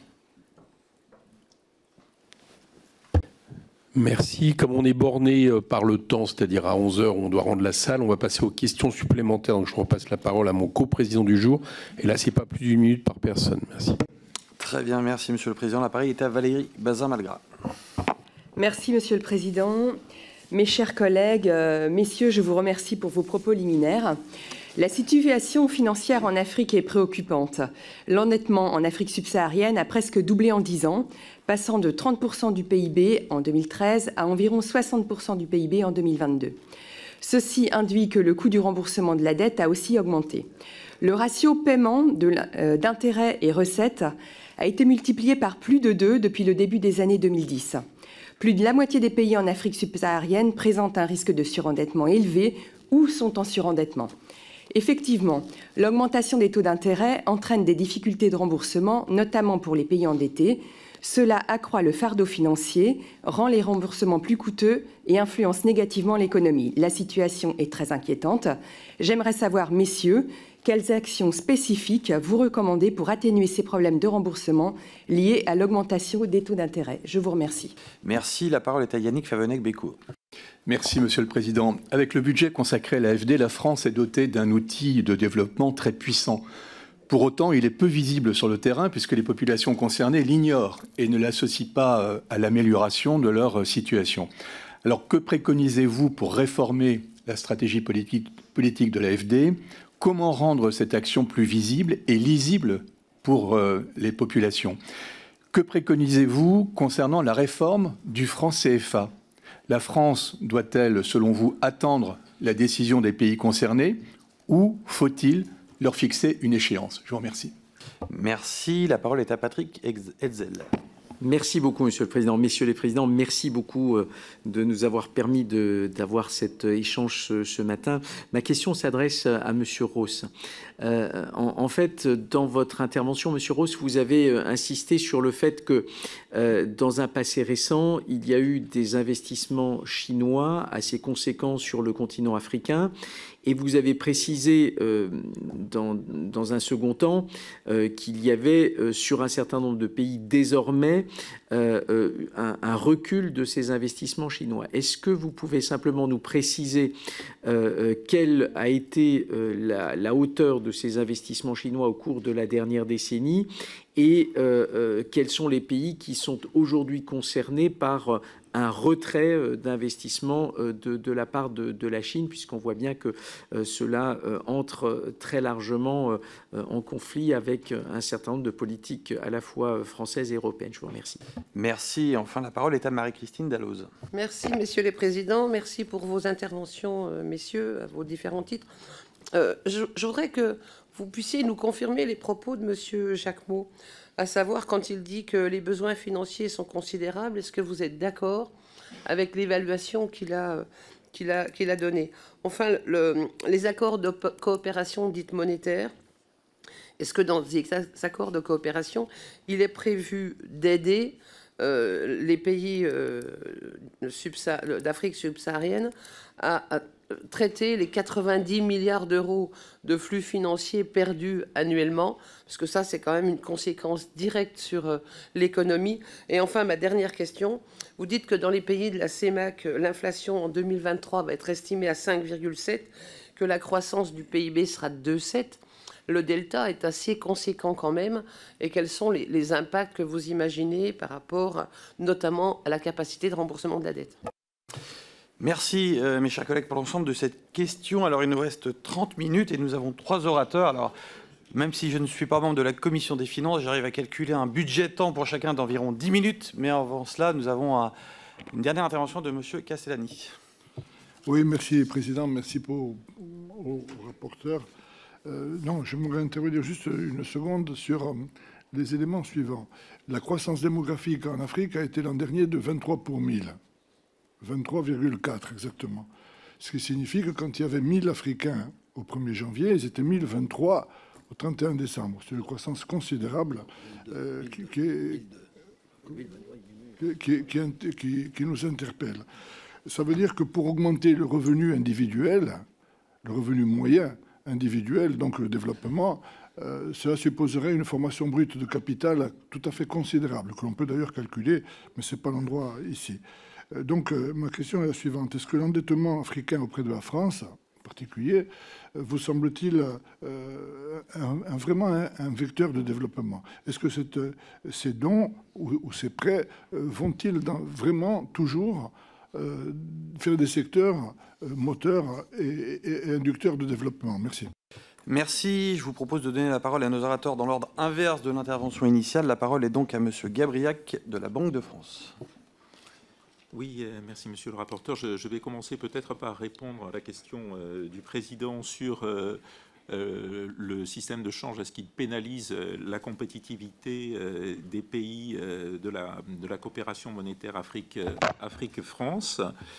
Eh bien, ce qu'on a vu dans les années 90, avant la dévaluation de 1994, ne s'est pas reproduit depuis cette dévaluation.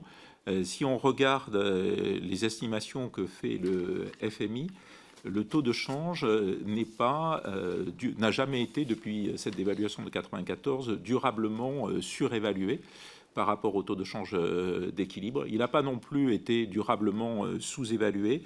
Et ça, c'est concordant avec nos propres estimations à la Banque de France, où on fait aussi ce type d'évaluation. Alors, évidemment, le régime de change a pu avoir des conséquences aussi sur ce qu'on appelle la compétitivité hors prix. Et on est bien placé en France de savoir qu'avec la même monnaie que nos voisins allemands, on n'a pas du tout les mêmes résultats en termes de commerce extérieur. Donc la compétitivité hors prix, ça a aussi une importance. Et je voulais signaler la sortie le 10 novembre dernier d'une étude financée par l'AFD et réalisée par la FERDI sur la compétitivité hors prix dans les pays de l'UEMOA, qui regarde les différents facteurs, et notamment tous les facteurs liés à la gouvernance, au climat des affaires, mais aussi aux infrastructures, et notamment aux infrastructures d'énergie. Sur les avantages ou les inconvénients du système de change, donc il y a eu une littérature assez abondante, mais qui s'est un peu épuisée au cours du temps. Je voulais là aussi signaler une étude qui est récemment sortie de la FERDI et qui montre sur le long terme, avec tous les caveats possibles à ce genre d'études, que le système de change a été favorable pour la stabilité monétaire. Et ayant été favorable pour la stabilité monétaire, il a été favorable pour la réduction de la pauvreté, parce que l'inflation touche avant tout les pauvres, et notamment quand il y a des périodes d'hyperinflation, parce que l'accès aux devises étrangères, puisque la conséquence des épisodes d'hyperinflation, c'est la dollarisation des économies, et l'accès aux devises étrangères est beaucoup plus difficile pour les pauvres. Par contre, et c'est effectivement un peu décevant, on ne décèle pas d'effet significatif sur la croissance, ni dans un sens négatif, ni dans un sens positif dans cette étude de long terme de la FERDI. Alors, il y a eu une question sur est-ce que... où il y a eu plusieurs interventions disant que les pays de la coopération monétaire devaient récupérer une monnaie dont ils sont les seuls maîtres. A priori, aujourd'hui, ils sont les seuls maîtres de leur monnaie. Simplement, ils ont fait un premier don de souveraineté monétaire en créant des unions monétaires. Donc, ils ont renoncé, comme nous l'avons fait nous-mêmes, à leur souveraineté monétaire au niveau des États. Et puis, ils ont choisi un système de change fixe, qui est un système, effectivement, qui contraint beaucoup leur politique monétaire, mais qui est un système, un choix de change fixe qui n'est pas si anormal pour les pays de niveau de développement comparable. Et la plupart des pays à faible revenu ont soit des systèmes de change fixe, soit des systèmes de change fortement gérés pour éviter la volatilité des taux de change dans ce type d'économie. Donc l'idée qu'ils ne seraient pas les seuls maîtres de leur politique monétaire me paraît une idée fausse. Et donc là, j'en viens à la question qui a été posée sur est-ce que la politique de coopération monétaire peut enrayer la propagande anti-française. Elle l'a plutôt entretenue. Et c'est la raison pour laquelle on a fait la réforme de la coopération monétaire en UMOA et qu'on fera la réforme de la coopération monétaire en CEMAC pour enlever un certain nombre de symboles qui favorisaient les fausses interprétations. Mais il reste bien sûr des fausses interprétations. L'idée, par exemple, que c'est parce que les billets sont fabriqués à la Banque de France que, en fait, c'est la France qui contrôle l'émission monétaire est une idée complètement fausse. La plupart des pays d'Afrique subsaharienne importent leurs billets sur la base de relations commerciales, de la même façon que la Banque de France a des relations commerciales avec la BCEAO ou la BEAC. Et donc, ils importent leurs billets de sociétés commerciales. Ils sont fabriqués en Angleterre, en Allemagne, et donc ça n'a rien à voir avec l'émission monétaire. Un petit peu de la même manière, sur le stock d'or, nous détenons effectivement à la Banque de France le stock d'or de la BCEAO, comme nous gérons les stocks d'or dans un grand nombre de banques centrales, simplement parce que ça leur facilite leurs opérations quand les stocks sont détenus dans un certain nombre de banques centrales qui fournissent des services, notamment de prêt d'or. Ça leur permet de valoriser leurs réserves et d'utiliser ces réserves en stock d'or, et ça n'a rien à voir avec la mainmise, une quelconque mainmise de la Banque de France sur les stocks d'or. Je voulais intervenir sur deux choses en dehors peut-être des problématiques liées à la coopération monétaire Afrique-France.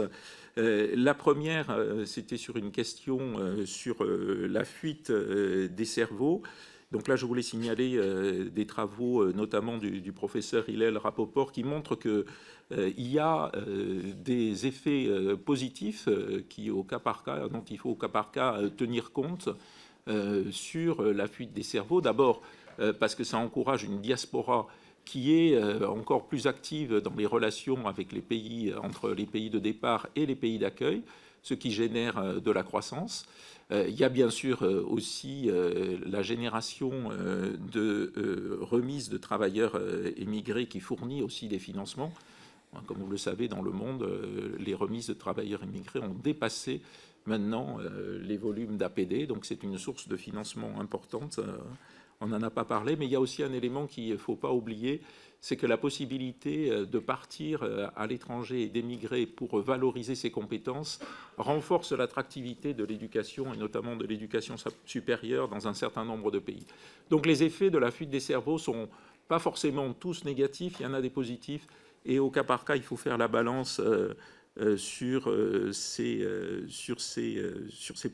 problématiques. Et puis, il y a la question, effectivement, de la disproportion qui me frappe aussi. Et là, j'interviens plutôt en termes personnels entre les besoins de financement tels qu'ils sont annoncés et calculés par les diverses institutions internationales et les flux officiels d'aide qu'on peut mettre sur la table. Ça a un caractère, je trouve, assez déprimant. Et ça vient probablement du fait qu'il y a peut-être, mais c'est une réflexion personnelle, une surestimation des besoins de financement d'une part, et d'autre part, ces besoins de financement qui sont calculés pour atteindre les objectifs de développement durable sont par nature très difficiles à calculer. Il y a 17 objectifs de développement durable.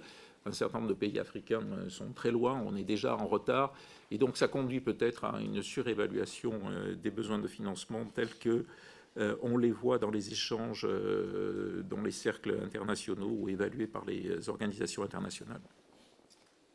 Merci, monsieur le directeur adjoint. La parole est à monsieur William Ross de la DG Trésor. Merci beaucoup pour votre écoute, votre intérêt, vos questions et vos commentaires. Sur la partie besoin de financement, quand je veux parler de légitimité, ce n'était pas dans un sens moral, hein, c'était dans le sens de oui, on voit qu'il y a des besoins pour le développement économique, des besoins pour l'action climatique, que ce soit sur la réduction des émissions et surtout pour l'Afrique sur l'adaptation au changement climatique. Il y a eu un rapport qui a été commandé par la présidence indienne du G20 à 2 économistes, un Américain et un Indien, Larry Summers et N.K. Singh. Et ils se sont appuyés sur d'autres études qui avaient été faites précédemment, notamment Monsieur Stern et Madame Songwe. Et pour vous donner un ordre de grandeur, et là, c'est pas sur l'Afrique, hein, c'est l'ensemble des besoins dans les pays en développement. Ils considèrent, et peut-être que c'est un peu surestimé, hein, c'est possible, mais ça donne un peu un ordre de grandeur. Ils considèrent que à l'horizon 2030, il faut 3 000 milliards de plus, à la fois pour les enjeux de développement et les enjeux de climat au sens très large. Ils disent tout de suite 2 tiers, hein, 2 000 milliards sur les 3 000 milliards doivent venir de financements locaux. Ça veut dire de financement d'institutions financières locales, de leurs banques locales, de la mobilisation des recettes fiscales dans ces pays.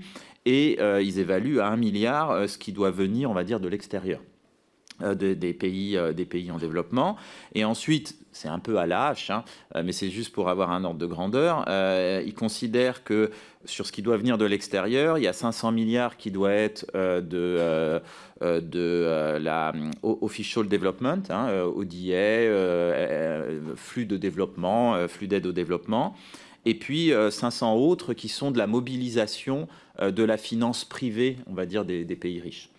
Et à l'intérieur des premiers 500 milliards, ça se traduit en du bilatéral, du multilatéral, et c'est pour ça qu'on a un gros agenda du G20 d'accroître les capacités de financement des banques multilatérales de développement en financement concessionnel, donc à des taux vraiment très très bas, ou à des taux bas, mais sans qu'ils soient de niveau concessionnel. Et donc, voilà, on essaye, en tout cas, de l'ensemble des pays du G20, des actionnaires des banques multilatérales, d'optimiser le capital de ces banques pour que les financements s'accroissent. On est ouvert, la position française est d'être ouverte à une discussion sur des augmentations de capital de ces banques multilatérales. C'est aussi une manière de répondre à la question sur comment on fait dans un contexte de hausse de taux d'intérêt. Eh ben, c'est vrai que d'une part, ça crée des contraintes, il faut être encore plus rigoureux sur ses finances publiques, mais de l'autre, on peut accroître les capacités de financement à bateau d'intérêt, et ça peut passer par les banques multilatérales, parce qu'il y a des gros effets de levier. Quand on met 1 euro de capital dans une banque multilatérale, elle peut délivrer 6-7 euros, ça fait x6, x7 en capacité de prêt. Donc ça nous permet d'avoir un effet de levier important. Ça, c'était le premier sujet. Le deuxième, qui est un peu autour de notre aide publique au développement, il y avait beaucoup de questions autour. La première question, c'était est-ce qu'on a la bonne répartition entre les dons et les prêts? Je dirais que c'est une question qui est politique, qui est légitime et qui a lieu, je crois, chaque année lors de la présentation de la mission aide publique au développement. La réponse que je peux donner à un niveau technique, c'est que je crois qu'il est important que des pays comme la France, mais d'autres, continuent à avoir un volet d'aide en prêt. Parce qu'il reste des besoins qui doivent se financer comme cela, que ce soit des besoins d'infrastructure ou des besoins de bouclage des budgétaires, en fait. Hein. Et c'est important qu'il n'y ait pas que le FMI, que les banques multilatérales qui fassent des prêts, et qu'il y ait un effet catalytique. Après, c'est un bon dosage à trouver. Et quand on regarde les statistiques, la méthodologie de l'OCDE, on a sur nos 15 milliards d'aide au développement, on en a, on va dire, 12-13 en dons et puis 3 en prêts, quand on traduit ça en équivalent dons. Donc, Après, c'est un débat politique sur où mettre le curseur, mais je crois que c'est très important et ça rejoint un peu une question qui est faut-il faire des annulations systématiques de prêts? Ma réponse technique, c'est non, parce que si on sait d'avance que les prêts vont être automatiquement annulés au bout de quelques années, la bonne réponse, c'est d'arrêter de faire des prêts et de faire que des dons. C'est une forme d'honnêteté vis-à-vis du Parlement. Donc, je crois que si on veut continuer à pouvoir faire des prêts, il faut que les restructurations soient uniquement quand c'est absolument nécessaire, et on les fait au club, dans le cadre du secrétariat du Club de Paris, en assumant une priorité qui est d'avoir vis-à-vis des contribuables qui ont financé ce prêt, d'avoir le retour le plus important pour la France, tout en respectant les limites du pays en capacité de rembourser sa dette. Mais quand on négocie aujourd'hui des restructurations de dette, on le fait pour des pays comme la Zambie, l'Éthiopie, le Ghana, etc. Notre priorité, c'est oui, on va réduire les flux financiers, on va réduire le service de la dette, mais on va faire en sorte que tout le capital soit remboursé. Et c'est très très rare aujourd'hui qu'on ait des annulations en capital. Et donc après, il y a la question de quand on l'a fait, et notamment de manière massive dans le cadre coordonné, multilatéral, l'initiative Pays pauvres très endettés, est-ce que c'était correct de le comptabiliser en aide publique au développement ? Je pourrais faire une réponse statistique, oui, puisque c'est comme ça que ça doit être comptabilisé. Il y a une règle OCDE de comptabilisation. Et après, sur le fond, c'est comme un don. Une annulation de dette, c'est un don. C'est un jeu d'écriture, la différence entre annulation de dette et don. On peut très bien faire le don et puis nous le renvoie pour rembourser avec. Donc, pour moi, c'est une annulation de dette, c'est un don et ça doit être comptabilisé. Alors, de manière, et c'est logique de présenter l'ensemble et de pouvoir distinguer qu'est-ce qui est de l'annulation de dette, qu'est-ce qui est du don, qu'est-ce qui est du prêt qu'on traduit, du prêt très concessionnel qu'on traduit en équivalent don. Donc, il faut être transparent et puis ensuite qu'il y ait un débat politique sur la répartition. Mais sachez que la France fait en sorte que lorsqu'on veut faire des prêts, on fait des prêts. Lorsqu'on veut faire des dons, on fait des dons. Mais on préfère faire des dons plutôt que des annulations de dettes. Il y avait le contrôle de notre aide publique au développement. C'est effectivement un sujet majeur et vous avez mis l'accent dessus lors de la loi de 2021. Il faut qu'en interne, dans notre discussion au niveau français, on ait une évaluation de ce que l'on fait. Lorsqu'on fait des prêts de politique publique, des aides budgétaires, on est encore plus redevable de s'assurer de la bonne utilisation des fonds par ces pays. Et ce que l'on fait la plupart du temps, c'est de s'associer à des programmes FMI. Quand on est sur un appui budgétaire à un pays en difficulté, c'est une manière de nous assurer et on arrête les aides lorsque, par exemple, le pays n'est plus d'accord pour mettre en œuvre les améliorations de la gouvernance financière, de la transparence, le compte unique du Trésor, toutes ces procédures-là. Voilà, on essaye en fait de pousser les pays qui en ont besoin à aller vers un appui FMI, un appui de la Banque mondiale, et ça nous donne du levier pour pas qu'on soit seul à porter des messages d'amélioration de la gouvernance financière. Je finirai juste sur le sujet du franc CFA. Comme l'a dit Bruno Cabriac, ça a été une réforme de symboles, et donc, mais les symboles, ça compte. Après, dans les discussions politiques entre notre ministre et les ministres des Finances d'Afrique centrale ou d'Afrique de l'Ouest, rien n'est tabou. Et le message de notre président de la République, le message de notre ministre a été « nous sommes à l'écoute ». Si les gouvernements de ces pays souhaitent une évolution, évidemment, la France accompagnera cette évolution. Mais ce qu'on constate, c'est que dans beaucoup de zones du monde, il y a une demande d'avoir un appui pour réduire les risques de change. Là, je ne parle pas Afrique centrale, Afrique de l'Ouest, mais de manière générale, il y a beaucoup de demandes sur comment on peut aider les pays à réduire un peu la volatilité, à réduire les risques de change. D'une certaine manière, la coopération monétaire telle qu'on l'a mis en place est une réponse possible, ce n'est pas la seule. Elle a un certain coût en termes de risque pour la France, et il est logique politiquement que vous l'évaluiez, mais c'est une des réponses possibles, et ça peut expliquer pourquoi il y a une recherche d'une manière ou d'une autre, souvent d'un appui externe pour avoir, ou une coopération régionale pour réduire la volatilité du change. Merci beaucoup pour cette intervention. Et enfin, la parole est à Monsieur Jacquemot. Merci, Monsieur le Président. Je vais essayer de regrouper les questions qui ont été posées. La première, c'est une remarque que je fais à l'Assemblée nationale, c'est que vous disposez probablement du meilleur rapport sur la coopération française qui a été fait depuis une dizaine d'années.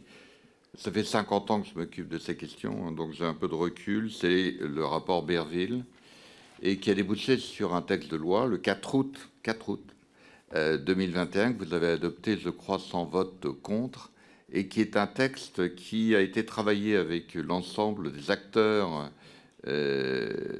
notamment de la société civile, les collectivités locales, etc., qui a été travaillé pendant 3 ans. Donc vous disposez d'un document remarquable.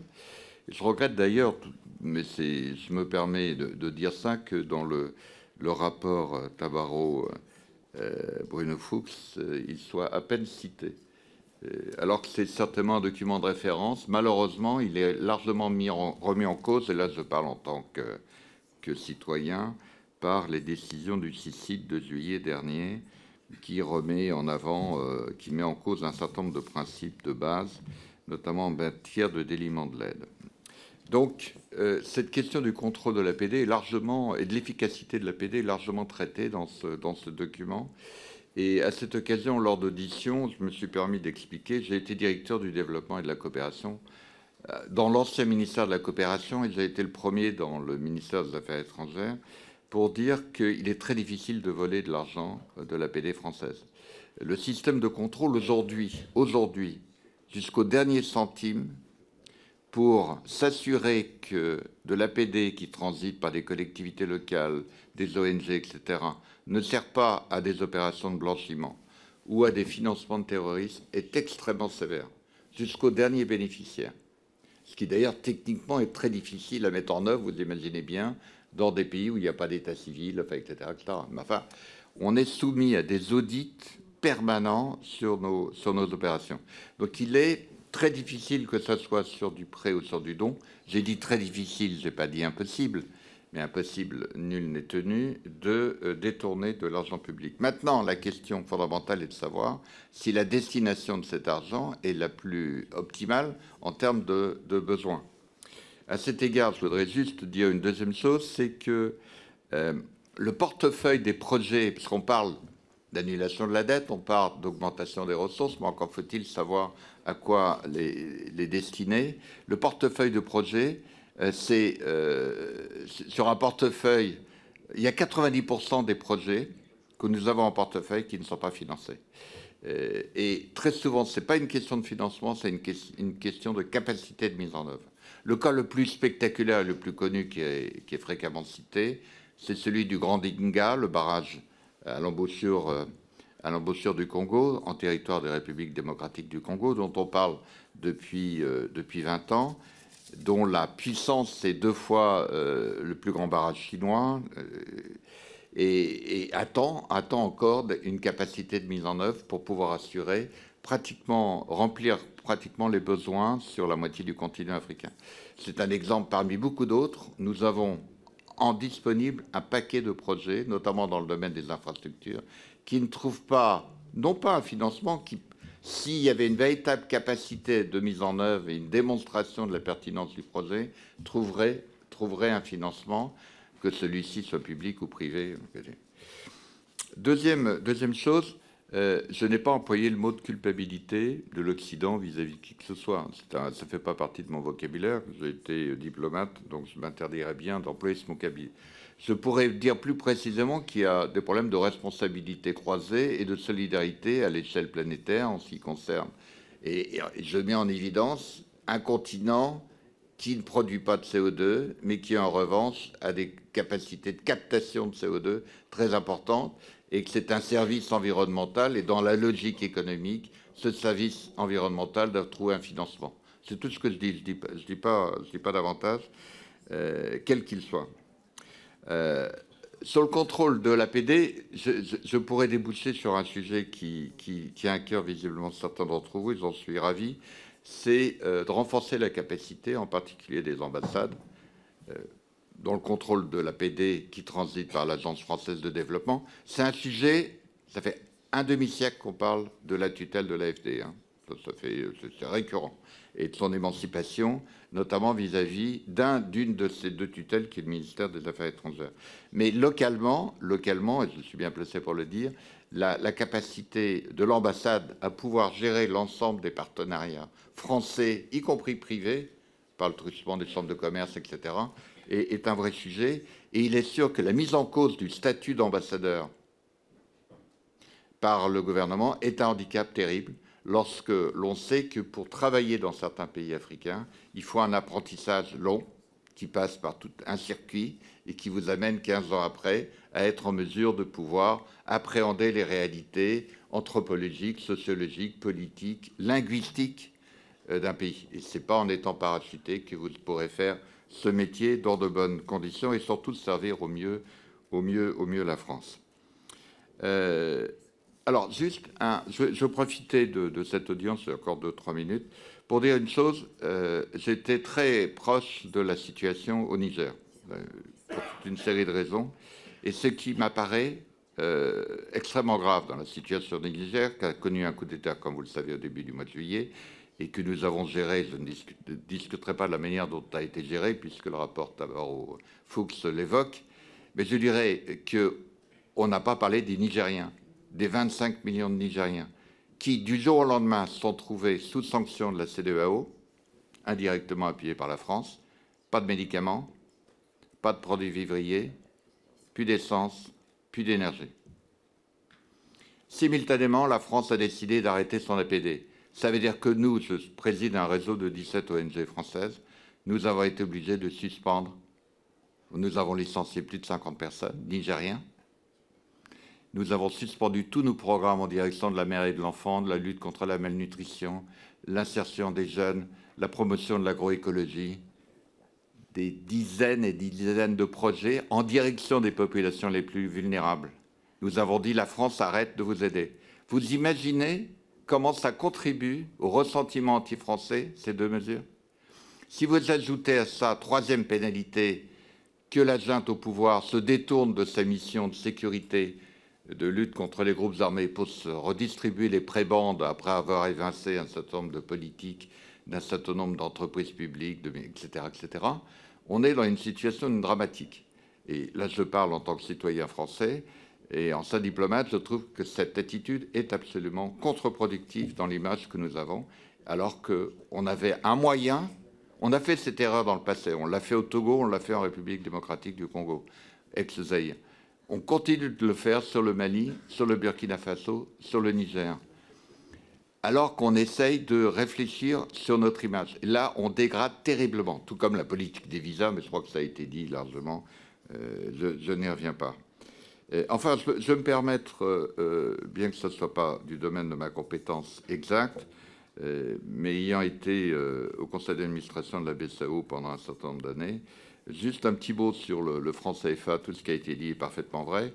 Le problème, c'est que ça reste un élément de fantasme important. Le billet de banque qui est fabriqué à Chamalières et qui s'appelle le franc. Hein. Pour la zone CEMAC, le fait que 50% des dépôts en devises sont en France, tout ça, ça alimente un fantasme. Aujourd'hui, ce qu'il est sûr, c'est qu'il y a, clairement, on sait où on doit aller. En tout cas, avec un certain nombre d'experts africains, on travaille sur ces questions depuis pas mal de temps. On sait qu'il faut sortir du rattachement à l'euro, parce qu'il n'y a pas eu de logique à vivre, comment dirais-je, à avoir comme retombée sur la situation monétaire des pays africains les rapports que l'euro entretient avec les rapports commerciaux que les pays membres de l'euro peuvent entretenir. Il y a quelque chose d'incohérent, si vous voulez. Donc, évidemment, un rattachement sur un panier de devises représentatif des activités, des réseaux commerciaux, des activités commerciales de la zone me paraît absolument évident. Probablement une certaine marge de flexibilité, c'est ce qu'on appelle la déclaration de Lomé. Une marge de flexibilité, tout comme ça existe dans certains pays. La référence a été faite au Maroc, par exemple. Donc on a un certain nombre d'éléments. Dans la réflexion, il y a deux choses qui n'ont pas été évoquées par mes collègues qui ont dit beaucoup de choses importantes. C'est est-ce que le CFA, tel qu'il est aujourd'hui, la parité n'est pas une prime aux importations? Si c'est une prime aux importations, on a un sérieux problème pour pouvoir monter des politiques de souveraineté alimentaire. Si le riz arrive, les brisures de riz arrivent à des prix défiant de toute concurrence, le lait arrive dans les mêmes conditions, les ailes de dinde arrivent dans les mêmes conditions, on a beaucoup de mal à mettre en place une véritable souveraineté alimentaire. L'autre question qui n'a pas été évoquée, c'est le crédit à l'économie, j'ai fini. Sur le crédit à l'économie, est-ce que le système tel qu'il existe encore est favorise le crédit à l'économie dans les pays concernés? Ce n'est pas certain. Voilà quelques remarques que je voulais faire en vous remerciant d'avoir posé ces questions. Bien, mais écoutez, merci à tous pour cette audition très intéressante qui montre bien le lien entre les enjeux financiers et les enjeux de sécurité. C'est pourquoi, en tant que commissaire à la Défense, il était important d'avoir un regard, même lointain, sur ces enjeux financiers afin de réfléchir aux meilleures voies pour contribuer à la sécurisation de nos pays partenaires. Et bien entendu, on compte sur vous également, commissaire aux finances, pour continuer à vous investir également à votre manière sur les sujets de défense, et on se tient à votre disposition. Voilà, merci à tous pour cette audition, et la parole est à mon coprésident, Éric Coquerel.